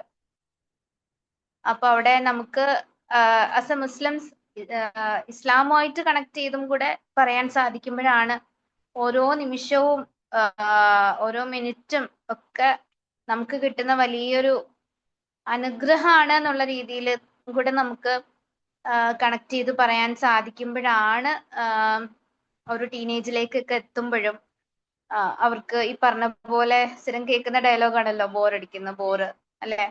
അപ്പൊ അവിടൊക്കെ ഒരു പ്രൊഡക്റ്റീവ് ആവാൻ അവർക്ക് പാഴാക്കി കളയാൻ സമയമില്ല എനിക്ക്. എന്റെ സമയത്തിന് ഞാൻ ഉത്തരം പറയേണ്ടതാണ്, എന്റെ സമയം എനിക്ക് പ്രൊഡക്റ്റീവായിട്ട് യൂസ് ചെയ്യേണ്ടത് അത് എന്റെ ആവശ്യമാണ് എന്നുള്ളൊരു ബോധത്തിൽ നിന്ന് ആ ഒരു പ്രൊഡക്റ്റീവായിട്ടുള്ള ഒരു ആക്ടിവിറ്റി അവർ തന്നെ കണ്ടെത്തുന്ന ഒരവസ്ഥയിലേക്ക് അവർക്ക് എത്താൻ സാധിക്കും എന്നുള്ളതാണ് കാര്യം. ഐഷത്തി പറഞ്ഞ പോലെ ഓരോ കാര്യങ്ങളും, അവരുടെ ബുക്കും അവരുടെ യൂണിഫോമും അവരുടെ ഭക്ഷണവും. ഐഷത്ത എത്തിയിട്ടുണ്ട്. ഐഷത്ത മ്യൂട്ടാണ്, ഐഷത്ത മ്യൂട്ടാണ്. സോറി ഇവിടെ കറണ്ട് പോയതാ. നിങ്ങൾക്ക് ആർക്കും കട്ടായില്ല അല്ലെ? ഞാൻ നിങ്ങൾക്ക് കട്ടായി വിചാരിച്ചു. ഇല്ല ഇല്ല, ഓക്കെ ഇല്ല. ഓക്കെ. ആ അപ്പൊ ഓക്കെ. ഐഷത്ത പറഞ്ഞു വെച്ചത് ഞാനൊന്ന് കൺക്ലൂഡ് ചെയ്യാൻ ശ്രമിക്കുകയായിരുന്നു. അപ്പൊ ഞാനൊരു ചോദ്യം കൂടെ ചോദിക്കുന്നു. ഇസ്ലാമുമായിട്ട് കണക്ട് ചെയ്ത ആ ഒരു സമയത്തിന്റെ പ്രാധാന്യം നമ്മൾ ആ ഒരു കുഞ്ഞിലെ തൊട്ടേ കൊടുക്കേണ്ടതിന്റെ ഒരു ഇമ്പോർട്ടൻസ്, അത് ടീനേജിൽ അത് എത്രമാത്രം പ്രയോജനപ്പെടും എന്നുള്ളൊരു കാര്യം ചോദിക്കുകയാണെന്നാ? അതെ. ആ ഓക്കെ. അതെ, പിന്നെ ഇസ്ലാമിനെ സംബന്ധിച്ചിടത്തോളം പറയണമെന്നുണ്ടെങ്കിൽ ഞാൻ നേരത്തെ പറഞ്ഞല്ലോ, സമയത്തിനകത്താണ് ഇസ്ലാം ഇരിക്കുന്നത്. നമ്മളെല്ലാ കാര്യങ്ങളും ഇസ്ലാമിലെ എല്ലാ വിഷയങ്ങളും അങ്ങനെയാണല്ലോ ഇരിക്കുന്നത്. അപ്പോ നമുക്കത് അവിടുന്ന് തന്നെ പഠിപ്പിക്കാൻ പറ്റണം എന്നുള്ളതാ. അതിന് ഉമ്മമാർക്കാണ് എനിക്ക് തോന്നുന്നത്, ഉപ്പമാർക്കും അതിന്റെ വളരെ ഇമ്പോർട്ടന്റ് ആയിട്ടുള്ള റോൾസ് ഉണ്ട്. അതില് ഉമ്മമാർക്ക് കുറച്ചും കൂടെ അതിൽ ചെയ്യാൻ പറ്റും തോന്നുക. കുട്ടികൾ എണീക്കുന്ന സമയവും അതിനുശേഷം ഇപ്പൊ സ്കൂളിലേക്കൊക്കെ പോകുമ്പോ നമുക്ക് ഒച്ചയും വിളിയും ബഹളമായിരിക്കും വീട്ടിനകത്ത് അല്ലെ. അപ്പൊ ആ സമയങ്ങളിലൊക്കെ തന്നെ പിന്നെ ഈ നമസ്കാരം 5 വക്തും കുട്ടികൾക്ക് കറക്റ്റ് ആയിട്ട് കുട്ടികളെ നമുക്ക് പള്ളിക്ക് പറഞ്ഞയക്കാൻ, അല്ലെങ്കിൽ വീട്ടിലാണെന്നുണ്ടെങ്കിലും പെൺകുട്ടികൾക്ക് വീട്ടിൽ നമസ്കരിച്ചാൽ മതി. പക്ഷെ അതിന് കൃത്യമായ ഒരു സമയം ഉണ്ടാക്കുക എന്നുള്ളതാണ്. എപ്പോഴെങ്കിലും നിസ്കരിക്കുക, എപ്പോഴെങ്കിലും ആവാന്നല്ലാതെ അത് ജമാഅത്തായിട്ട് പെൺകുട്ടികൾ മാത്രമാണെന്നുണ്ടെങ്കിൽ ജമാഅത്തായിട്ട് വീട്ടിൽ നിന്ന് നിസ്കരിക്കുക. ഇങ്ങനത്തെ ഇതൊക്കെ കൊണ്ടുവരുമ്പോ കുട്ടികൾക്ക് സമയത്തിനകത്തൊരു ചിട്ടുണ്ടാകും. അതുപോലെ തന്നെ ഇപ്പത്തെ മക്കൾ എന്ന് പറഞ്ഞു കഴിഞ്ഞാല് ഇപ്പൊ അവർ പറയാൻ തന്നെ അവർക്ക് ഭയങ്കര ഇഷ്ടമാണ്. അവര് നൈറ്റ് പേഴ്സൺസ് ആണെന്ന് പറയുന്നത് അല്ലെ. മോർണിംഗ് പേഴ്സൺ ആണോ നൈറ്റ് പേഴ്സൺ ആണോ എന്നൊക്കെ പലപ്പോഴും കുട്ടികൾ ഫ്രണ്ട്സ് ഒക്കെ അങ്ങോട്ട്, നീ മോർണിംഗ് ആണോ എനിക്ക് ചോദിക്കുന്നത് കേൾക്കാം. അപ്പൊ ഈ നൈറ്റ് പേഴ്സൺ എന്ന് പറഞ്ഞു കഴിഞ്ഞാൽ ഭയങ്കര സംഭവമാണ്. നൈറ്റിൽ ഇങ്ങനെ ഉറക്കഴിച്ച് ചാറ്റ് ചെയ്യുക, ഉറക്കളിച്ച് പിന്നെ സ്ക്രോൾ ചെയ്ത് വിടുക, ഇതാണ് സംഭവം. നൈറ്റ് പേഴ്സൺ എന്ന് പറഞ്ഞാൽ പ്രൊഡക്റ്റീവായിട്ട് എന്തെങ്കിലും രാത്രി ചെയ്യണമെങ്കിൽ വേണ്ടിയില്ല. ഇത് യൂട്യൂബിൽ ഇരുന്ന് എന്തെങ്കിലുമൊക്കെ കാണുക, അല്ലെങ്കിൽ വീഡിയോ എന്തെങ്കിലുമൊക്കെ കാണുക, സോഷ്യൽ മീഡിയയിലായിരിക്കും. അപ്പൊ അതല്ലാതെ രാത്രി സമയങ്ങൾക്ക് നമുക്കതിനൊക്കെ കൃത്യമായ പാടുണ്ടല്ലോ. എത്ര സമയത്ത് ഇശാക്ക് ശേഷം അധികം ആരാണെങ്കിലും അധികം ഇരിക്കാതെ ഇശാക്ക് മുമ്പ് തന്നെ നമ്മൾ ഫുഡ് കഴിച്ചിട്ട് ഡിന്നർ കഴിച്ചിട്ട് ഇശ നമസ്കരിച്ചിട്ട് പെട്ടെന്ന് തന്നെ കിടക്കുക എന്നുള്ളതാണ്. അങ്ങനെ ആകുമ്പോൾ ഒരാൾക്ക് നേരത്തെ എണീക്കാൻ പറ്റും, രാവിലെ എണീക്കാൻ പറ്റും. സുബൈക്കോ അല്ലെങ്കിൽ സുബൈന്റെ ഒരു 10 മിനിറ്റ് മുമ്പായിട്ട് നമുക്ക് എണീക്കാൻ പറ്റും എന്നുള്ളതാണ്. കാരണം ഒരാൾക്ക് 8 മണിക്കൂറൊക്കെ ഉറങ്ങിയാൽ പോരെ. അപ്പൊ ഈ ഒരു ചിട്ട നമുക്ക് കുട്ടികൾക്ക് കൊടുക്കാൻ പറ്റുകയാണെന്നുണ്ടെങ്കിൽ ഏറ്റവും വലിയ ഗിഫ്റ്റ് ആണത്. അല്ലെങ്കിൽ ഉറങ്ങാൻ കഴിയാതെ കുട്ടികൾ പ്രയാസപ്പെടും. എത്ര വലുതായി കഴിഞ്ഞു കഴിഞ്ഞാലും പിന്നെ സുബൈക്ക് എണീക്കാൻ കഴിയാതെ കുട്ടികൾ പ്രയാസപ്പെടും. പിന്നെ ആ ഒരു ഹാബിറ്റ് അവരിലേക്ക് അവരായിട്ട് കൊണ്ടുവരണം എന്നുണ്ടെങ്കിൽ വളരെ ബുദ്ധിമുട്ടായിരിക്കും. പലരും നമ്മളൊക്കെ പലതും ശ്രമിച്ചുകൊണ്ടിരിക്കുക, അല്ലെങ്കിൽ ആ ഹാബിറ്റ് എനിക്ക് ഇല്ല, അതെനിക്ക് കൊണ്ടുവരണം, അല്ലെങ്കിൽ സുബൈക്ക് മുമ്പ് എനിക്ക് ഒരു 10 മിനിറ്റ് മുമ്പ് എണീറ്റ് എനിക്ക് ചെയ്യണം എന്ന് പറഞ്ഞാൽ നമ്മൾ കിടന്നിങ്ങനെ പ്രയാസപ്പെടുക. നമുക്ക് ഈസി ആയിട്ട് ചെയ്യാൻ പറ്റുന്ന എത്രയോ ആളുകളുണ്ട്. ആ ഈസി ആയിട്ട് ഒരു ബയോളജിക്കൽ ക്ലോക്ക് പോലെ വർക്ക് ചെയ്യുന്ന ആളുകളുണ്ട്. അതിന് കാരണം എന്താ? ഉമ്മയും ഇപ്പയും അവർക്ക് അത് കൊടുത്തു എന്നുള്ളതാ. എന്റെ കൂടെ പിന്നെ ഹോസ്റ്റലിൽ ഒരു പെൺകുട്ടി ഉണ്ടായിരുന്നു. അവര് പിന്നെ യത്തീംഖാനയിലാണ് പഠിച്ചിട്ടുണ്ടായിരുന്നത്. അപ്പൊ വളരെ കാലം ചെറുപ്പം മുതലേ യത്തീംഖാനയില് അവര് പഠിച്ചു വളർന്നതിനെ കൊണ്ട് തന്നെ ഇവരിപ്പോ ഡിഗ്രിക്ക് പഠിക്കുന്ന സമയത്ത് ഹോസ്റ്റലിൽ നിൽക്കുക. കൃത്യം 4 മണിക്ക് അവിടെ ഒരു അലാം ഇല്ല, വാച്ചാ ഉള്ളത് ഓരോരുത്തരുടെ കയ്യിൽ. കൃത്യം 4 മണിക്ക് അലാം പോലെ ആ കുട്ടിയുടെ ഉണരും. ഒരു ബയോളജിക്കൽ ക്ലോക്കാണ്. അവള് വളരെ ചെറുപ്പം മുതലേ 4 മണിക്ക് എണീറ്റിട്ട് എല്ലാ ഡോറും അവളാണ് മുട്ടാറുള്ളത്.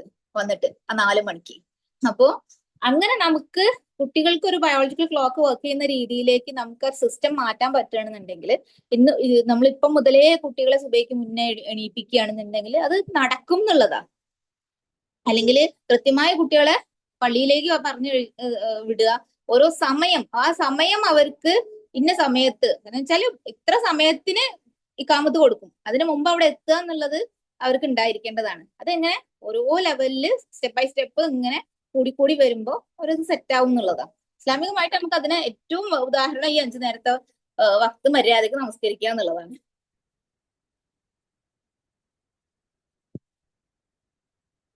സാലിഹ, പിന്നെ ഞാൻ മനസ്സിലാക്കിയെടുത്തോളേ, പിന്നെ നമ്മളുടെ ടൈം മാനേജ്മെന്റ് എന്ന് പറയുന്നത് പോലെ തന്നെ കുട്ടികളെ നന്നായിട്ട് ഇപ്പൊ ടീനേജ് കുട്ടികൾക്ക് ക്ലാസ് എടുക്കുകയും അവരുമായിട്ട് ഇടപഴകുന്ന ഒരാൾ എന്നുള്ള നിലയ്ക്ക് ഇപ്പൊ കുട്ടികളോട് നമ്മളിപ്പോ ഇങ്ങനെ ചോദിക്കുമല്ലോ അപ്പൊ എന്തെങ്കിലും കാര്യങ്ങള്, ടൈം മാനേജ്മെന്റ് പോലെ തന്നെയാണ് എനിക്ക് തോന്നുന്നു അവരോട് അതിൽ നിന്നാണ് ഉണ്ടാകേണ്ടത്. എന്താ ഇപ്പൊ നിങ്ങളുടെ അംബീഷൻ ചോദിച്ചു കഴിഞ്ഞാൽ, എന്താ നിങ്ങളുടെ പിന്നെ ഗോള് എന്നൊക്കെ നമ്മൾ ചോദിക്കാറുണ്ടല്ലോ കുട്ടികളോട്. അപ്പൊ പലപ്പോഴും കുട്ടികൾ അവിടെ ഇങ്ങനെ പറയാൻ മടിയായിട്ടാണോ, ചിലപ്പോ മടി പോലും ഉണ്ടാകാതെ നമ്മൾ പറഞ്ഞിരുന്നൊരു കാലം ഉണ്ടായിരുന്നു, എനിക്ക് ഡോക്ടർ ആവണം എന്നൊക്കെ പറയും. മാത്സിലൊക്കെ എന്തായിരിക്കും അവസ്ഥ അറിയില്ല. പക്ഷെ നമ്മൾ പറയും, നമ്മുടെ ഒരു അംബീഷൻ പറയും, നമ്മുടെ ഒരു ഗോളൊക്കെ ഇങ്ങനെ പറയും, വളരെ നല്ല രീതിയിൽ നമ്മൾ ഇങ്ങനെ പറയും, എനിക്ക് അങ്ങനെ ആവണം, എനിക്ക് ഇങ്ങനെ ആവണം എന്നൊക്കെ പറയും. പക്ഷെ കുട്ടികൾ അതിന് ഭയങ്കരമായിട്ട് പിന്തിരിഞ്ഞു പോകുന്നുണ്ടോ, അല്ലെങ്കിൽ പഠിച്ചിട്ടൊന്നും കാര്യമില്ല എന്നുള്ള തോന്നൽ കുട്ടികൾക്ക് വരികയാണോ എന്താ അറിയില്ല. 15 വയസ്സെന്നൊക്കെ പറയുമ്പോഴത്തേക്ക് നമുക്കൊരു നമ്മളൊരു ഗോൾ സെറ്റ് ചെയ്ത് തുടങ്ങിയിട്ടുണ്ടായിരിക്കും. കാരണം +2 കഴിഞ്ഞു കഴിഞ്ഞാൽ ഹയർ സ്റ്റഡീസിന് വേണ്ടിയിട്ട് കൃത്യമായ പ്ലാനിങ് നമുക്ക് ഉണ്ടായിരിക്കും. പക്ഷെ അത് ഇന്നത്തെ കുട്ടികളിൽ കാണുന്നുണ്ടോ? പലപ്പോഴും കുട്ടികളോട് നമ്മളിങ്ങനെ മിങ്കിൾ ചെയ്യുമ്പോൾ എനിക്ക് തോന്നിയിട്ടുള്ളത് അങ്ങനെയാണ്. സലിഹ ഒരുപാട് പറഞ്ഞ പോലെ ടീനേജ് കുട്ടികൾക്ക് ക്ലാസ്സും മറ്റു കാര്യങ്ങളൊക്കെ എടുക്കുമ്പോൾ അവരുടെ ഒരു മൈൻഡ് സെറ്റ് എങ്ങനെയാണ്, അവർ ഇതിനൊക്കെ ഓക്കെയാണോ, പിന്നെ അവരുടെ ജീവിതത്തിൽ ഇന്ന കാര്യങ്ങൾക്ക് ഒരു പ്രാധാന്യമുണ്ട്, ഇത് ചെയ്തു കഴിഞ്ഞാൽ എനിക്ക് സൊസൈറ്റിയിൽ ഇന്ന കാര്യങ്ങൾ ചെയ്യാൻ പറ്റും എന്നുള്ള രീതിയിൽ അവർ വൈഡ് ആയിട്ടൊക്കെ ഇങ്ങനെ ചിന്തിക്കാറുണ്ടോ എന്നത് അറിയാൻ ഒരു താല്പര്യം. ഓക്കെ, ക്വസ്റ്റ്യൻ മനസ്സിലായി ചേട്ടാ. رب اشرح لي صدري ويسر لي امري واحلل عقدة من لساني يفقهوا قولي. അപ്പൊ ആയിഷത്ത് ചോദിച്ച ചോദ്യം കുട്ടികളുടെ ഒരു ഇപ്പോഴത്തെ അംബീഷൻ സെറ്റ് ചെയ്യുന്നതിൽ, ഒരു ഗോള് സെറ്റ് ചെയ്യുന്നതിൽ അവരെങ്ങനെയാണെന്നുള്ളതാണ് അല്ലെ. അപ്പൊ ഈ ആയിഷത്ത് പറഞ്ഞ പോലെ തന്നെ കുട്ടികളുമായിട്ടുള്ള ഇന്ററാക്ഷനിൽ അവരുമായിട്ടുള്ള സെഷൻസ് എനിക്ക് മനസ്സിലായ കുറച്ച് കാര്യങ്ങൾ ഞാൻ പങ്കുവെക്കാം ഇവിടെ കൂടിയിരിക്കുന്ന ഈ 51 സഹോദരിമാരോടും. അപ്പോ എനിക്ക് അതിലേക്ക് പോകുന്നതിന് മുന്നേ തന്നെ വൈ ഇറ്റ് ഇസ് ഇമ്പോർട്ടന്റ്, എന്തുകൊണ്ടാണ് അങ്ങനെ ഒരു അംബീഷൻ സെറ്റ് ചെയ്ത്, ഇപ്പൊ ഐഷത്ത് പറഞ്ഞല്ലോ മിക്കവർക്കും അങ്ങനെ ഒന്ന് ചോദിച്ചാൽ അവർക്ക് പറയാനൊന്നുമില്ല, ഇങ്ങനെ ചിരിച്ചിരിക്കും അവര്. അപ്പോ എന്തുകൊണ്ടാണ് ആ ഒരു അവസ്ഥ മാറേണ്ടത്, എന്തുകൊണ്ടാണ് അതൊരു ഇമ്പോർട്ടന്റ് ആയിട്ടുള്ള അതൊരു ഗോൾ അവരുടെ ലൈഫിൽ, ഒരു ടീനേജ് തുടങ്ങി തന്നെ അവരുടെ ലൈഫിൽ ഒരു കൃത്യമായിട്ടുള്ള ഒരു ഗോള് എന്തുകൊണ്ട് ഉണ്ടാവണം എന്നതാണ് ഇൻഷാല്ല ഞാൻ ആദ്യം പറയാൻ ശ്രമിക്കുന്നത്. അതിന്റെ ഏറ്റവും നല്ല ഉദാഹരണം നമുക്ക് നമ്മളെ തന്നെ ഒരു നോർമൽ ഒരു സാധാരണ സിനാരിയോ ചിന്തിക്കാം. നമുക്ക് കുട്ടികൾക്കായാലും ഇപ്പൊ നമുക്കായാലും അറിയാം അവരുടെ ലൈഫ് സെറ്റ് ആവണം, നല്ല രൂപത്തിൽ ജീവിക്കാൻ സാധിക്കണം, നല്ല രീതിയിൽ ജീവിക്കണം, ഒന്നിനും ഒരു ബുദ്ധിമുട്ട് വരാൻ പാടില്ല എന്നൊക്കെ ഉള്ളൊരു ആവശ്യം അവർക്കുണ്ട്. ഓക്കെ, ഇപ്പൊ നമ്മളാണെങ്കിലും നമുക്കൊരു ആവശ്യമുണ്ട്, നമുക്കൊരു കാര്യം സാധിക്കണം. ഓക്കെ, കാര്യം സാധിക്കണം. പക്ഷേ അതിന് വേണ്ടിയിട്ട് അല്ലെങ്കിൽ ഒരു സാധനം കിട്ടണം, അതിന് വേണ്ടിയിട്ട് എവിടെയാ പോകേണ്ടത്, ഈവൻ ഇനിയും പോകേണ്ട സ്ഥലം അറിയാമെങ്കിലും അവിടെ എങ്ങനെയാ പോകേണ്ടത്, ഏത് മോഡ് ഓഫ് ട്രാൻസ്പോർട്ടേഷൻ ആണ് കൂടുതൽ നല്ലത്, ട്രെയിനിൽ പോണോ, ബസ്സിൽ പോണോ, അതോ കാർ എടുത്ത് പോണോ, ഇതൊന്നും നമുക്കൊരു ഐഡിയ ഇല്ല. ഇനി എന്ന് പോകണം, ഏത് ഡേറ്റിൽ പോകണം, എപ്പോ പോകണം, അങ്ങനെ ഒന്നും ഒരു ഐഡിയ ഇല്ലാതെ നിൽക്കുന്ന ഒരു അവസ്ഥയില് നമ്മുടെ ആ ഒരു ആവശ്യം എങ്ങനെ നിൽക്കും? അതിങ്ങനെ എന്താ പറയാ, എന്തെങ്കിലും നടന്നാലായി, അല്ലെങ്കിൽ നടന്നില്ലെങ്കിലായി അല്ലെ. ഞാൻ കുട്ടികളോട് അവര് ഇങ്ങനെ ചോദിക്കുമ്പോ അവര് കംപ്ലീറ്റ് ബ്ലാങ്ക് ആയിട്ട് ഇരിക്കുമ്പോ അവർക്കൊരു കോൺക്രീറ്റ് ആയിട്ട് പറയാൻ സാധിക്കാതെ വരുമ്പോഴൊക്കെ ഞാനിപ്പോ അവരോട് തമാശക്ക് ഇങ്ങനെ പറയും, അങ്ങനെ ഒന്നും നിങ്ങൾക്ക് കൃത്യമായി പ്ലാൻ ചെയ്യാൻ സാധിക്കുന്നില്ലെങ്കിൽ നമ്മൾക്ക് നിങ്ങളൊക്കെ കേട്ടിട്ടുണ്ടാവും, നിങ്ങളുടെ ഉമ്മമാരും ഉപ്പമാരും ഒക്കെ പറയും, ഉമ്മേന്റെ ആഗ്രഹം അതായിരുന്നു, ഉമ്മന്റെ സ്വപ്നം അതായിരുന്നു, അല്ലേ? അത്തരത്തിൽ ഒന്നായിട്ട് മാറും നിങ്ങളുടെ ഒരു ആഗ്രഹവും നിങ്ങൾ ഇപ്പൊ മനസ്സിൽ ആഗ്രഹിക്കുന്ന കാര്യവും. അപ്പം അവിടെയാണ് നമുക്ക് കുട്ടികൾക്ക് കൃത്യമായിട്ടുള്ള ഒരു ലക്ഷ്യം, ഒരു ഗോൾ സെറ്റ് ചെയ്യേണ്ടതിന്റെ ഒരു ഇമ്പോർട്ടൻസ്. അപ്പൊ ചില കുട്ടികളൊക്കെ പറയും എനിക്ക് ഡോക്ടർ ആവണം. അപ്പൊ നമ്മൾ അപ്പൊ ഡോക്ടർ ആവണം എന്ന് പറയുമ്പോ എന്തിന്റെ ഡോക്ടർ എന്ന് ചോദിക്കുമ്പോ അവർക്ക് എന്താണ് സ്പെഷ്യലൈസേഷൻ എന്ന് ചോദിക്കുമ്പോ അവർക്ക് ആൻസർ ഇല്ല. ചിലര് പറയും എനിക്ക് ബിസിനസ് ചെയ്യണം. ഈവൻ പെൺകുട്ടികൾ വരെ പറയും. പക്ഷേ എന്ത് ബിസിനസ്, ഏത് തരത്തിലുള്ള ബിസിനസ്, എങ്ങനെ, അതിനുവേണ്ടി അവർ എടുക്കാൻ ഉദ്ദേശിക്കുന്ന സ്റ്റെപ്സ് എന്തൊക്കെയാണ്, അതിനൊന്നും അവർക്ക് സ്പെസിഫിക് ആയിട്ട് ഒരു ആൻസർ ഉണ്ടാവില്ല, ഒരു ക്ലാരിറ്റി ഉണ്ടാവില്ല. പിന്നെ പല കുട്ടികളും പറയുന്ന കാര്യം, പല കുട്ടികളും കൺഫ്യൂസ്ഡ് ആണ്. അത് ഇപ്പൊ നമ്മളായാലും ഫേസ് ചെയ്തിരുന്ന ജെന്യൂൻ ആയിട്ട് നമ്മളും ഫേസ് ചെയ്തിരുന്ന ഇഷ്യൂ ആണ് അല്ലെ? ഇങ്ങനെ ചിലപ്പോ തോന്നും അതാവണം എന്ന്, ചിലപ്പോ തോന്നും അതല്ല ഇതാവണം എന്ന്, ഇങ്ങനെ മാറി വരും മാം. ആ ഒരു കൺഫ്യൂസിങ് സ്റ്റേജിലുള്ള കുട്ടികളുണ്ട്. അപ്പോ നമുക്ക് അവിടെ പറഞ്ഞു കൊടുക്കാൻ സാധിക്കുന്നത്, അഥവാ അങ്ങനെ അവർക്ക് കൃത്യമായ ഒരു ലക്ഷ്യം അവർക്ക് സെറ്റ് ചെയ്യാൻ സാധിച്ചാൽ ഉണ്ടാവുന്ന ഗുണങ്ങള് ആക്ച്വലി വളരെ വലുതാണ്. കാരണം ഇനി അവര് വളരുന്ന അനുസരിച്ച്, അവരുടെ പാഷൻ മാറുന്നതനുസരിച്ച്, അവരുടെ താല്പര്യങ്ങൾ മാറുന്നതനുസരിച്ച്, അല്ലെങ്കിൽ ആ ഒരു ഗോളിന്റെ ഒരു റെലവൻസി മാറുന്നതനുസരിച്ചൊക്കെ അവർക്ക് മാറ്റങ്ങൾ വരുത്താം. പക്ഷെ എന്നിരുന്നാലും അവരെ മുന്നോട്ട് നയിക്കാൻ വ്യക്തമായ ഒരു ഗോൾ ഉണ്ടായാൽ, അതിന് എന്താ പറയാ, സ്പെസിഫിക് ആയിട്ടുള്ള, നല്ല ക്ലാരിറ്റി ഉള്ള, ടൈം ബൗണ്ടഡ് ആയിട്ടുള്ള, ഞാൻ ചില കുട്ടികൾ ഡോക്ടർ ആവണം എന്നൊക്കെ പറയുമ്പോൾ ഞാനിപ്പോ ചോദിക്കും, +2 കഴിയുമ്പോൾ തന്നെ എൻട്രൻസ് എഴുതോ, അതോ എൻട്രൻസ് കോച്ചിങ്ങിന് എത്ര നാള് പോവും, എത്ര വർഷത്തിനുള്ളിൽ അത് ക്ലിയർ ആക്കി എടുക്കും, അല്ലെ? അപ്പൊ അത്തരത്തിലൊരു ലക്ഷ്യം നമ്മൾ സെറ്റ് ചെയ്യുമ്പോഴാണ് നമുക്കത് സിസ്റ്റമാറ്റിക് ആയിട്ട് വേഗത്തില് അത് അച്ചീവ് ചെയ്യാനായിട്ട് അവർക്ക് കേപ്പബിൾ ആവാം. അതില്ലാന്നുണ്ടെങ്കിൽ അവരുടെ ഒരു ഏജ് വെച്ച് ഒരുപാട് എന്താ പറയാ, ഒരുപാട് ഡിസ്ട്രാക്ഷൻസിലേക്ക് അവര് പോകും എന്നുള്ളതാണ്. ഇപ്പം അതിന്റെ ഒരു അത് അവരുടെ ലൈഫിൽ തന്നെ, അവരുടെ നല്ലൊരു ഗോള്, അവരുടെ പല കാര്യത്തിലുള്ള അവരുടെ ഒരു പെർസ്പെക്റ്റീവിനെ തന്നെ മാറ്റാൻ സാധിക്കും എന്നുള്ളതാണ്. മനസ്സിലായില്ലേ? അപ്പോ ആ രീതിയിൽ സിസ്റ്റമാറ്റിക് ആയിട്ട്, സയന്റിഫിക് ആയിട്ട്, സ്ട്രക്ചേർഡ് ആയിട്ട് തന്നെ ആ ഒരു ടീനേജിൽ തന്നെ അവർക്ക് ഗോള് സെറ്റ് ചെയ്യാൻ സാധിക്കണം എന്നുള്ളതാണ്. ഓക്കെ. പിന്നെ അവിടെ എന്താ പറയാ, അപ്പൊ പല കുട്ടികളും, ഒരു 10 കുട്ടികൾ ഉണ്ടെങ്കിൽ അതിലൊരു 2 or 3 കുട്ടികളായിരിക്കും ഒരു സ്പെസിഫിക് ആയിട്ടൊരു അംബിഷൻ അല്ലെങ്കിൽ ഗോള് നമ്മളോട് പറയുന്നത്. ബാക്കി എല്ലാവരും ഒന്നുകിൽ ജനറൽ ആയിട്ട് എന്തെങ്കിലും, അതല്ലെങ്കിൽ കൺഫ്യൂസിങ് ആണ് എന്നുള്ള രീതിയിൽ ആണ്. അപ്പൊ അവിടെയാണ് അവർ ഈ രീതിയിൽ ഇങ്ങനെ പോകുമ്പോൾ സംഭവിക്കുന്നതാണ് എന്താ പറയാ, വേറെ പല കാര്യങ്ങളിലേക്കും അവർ ഡൈവേർട്ടായി പോകുന്നതും, പല ഡിസ്ട്രാക്ഷൻസും അവരുടെ ലൈഫിലേക്ക് പോകുന്നതും, പല ഇൻഫ്ലുവൻസുകളും അവരുടെ ലൈഫിലേക്ക് വന്നു ചേരുന്നതും ഒക്കെ. പിന്നെ അതുപോലെ തന്നെ എന്താ പറയാ, അവർ ഈ ഗോള് സെറ്റ് ചെയ്യുമ്പോൾ, ഈ ഒരു അംബിഷൻ അത് അവർ ചൂസ് ചെയ്യുമ്പോൾ നമുക്കത് സിസ്റ്റമാറ്റിക് ആയിട്ട്, സ്ട്രക്ചേർഡ് ആയിട്ട്, സയന്റിഫിക് ആയിട്ടൊക്കെ അത് അച്ചീവ് ചെയ്യാൻ അവരെ കേപ്പബിൾ ആക്കുന്നതിനോടൊപ്പം തന്നെ അവർ ചൂസ് ചെയ്യുന്ന ആ ഒരു അംബിഷന്, അവരുടെ ആ ഒരു ഗോളിന് നമ്മള് ആ ഒരു ഇസ്ലാമിക് പെർസ്പെക്റ്റീവ് ആയിട്ട് നമുക്ക് കണക്ട് ചെയ്യാൻ സാധിക്കണം എന്നാണ്. ഈ ഒരു അംബിഷൻ അല്ലെങ്കിൽ ഗോൾ സെറ്റ് ചെയ്യുമ്പോൾ അതിനോടൊപ്പം തന്നെ അവരിപ്പോ ഫോർ എക്സാമ്പിൾ ഒരു ഡോക്ടർ ആവണം എന്നുള്ളതാണെങ്കിൽ, ഒരു ഡോക്ടറായി തീർന്ന ശേഷമുള്ള എന്റെ വിഷൻ എന്താണ്, അതിനു വേണ്ടിയുള്ള എന്റെ മിഷൻസ്, ഇപ്പൊ സ്വന്തമായിട്ടൊരു ഹോസ്പിറ്റൽ ഉണ്ടാവണം, അവിടെ കഷ്ടപ്പെടുന്ന, ബുദ്ധിമുട്ടുന്ന ചില കുട്ടികൾ പറയാറുണ്ട്, ആളുകൾക്ക് ചികിത്സ, സൗജന്യമായിട്ട് ചികിത്സ കൊടുക്കണം എനിക്ക്, അങ്ങനത്തെ സർവീസും കാര്യങ്ങളും അല്ലെ? അപ്പൊ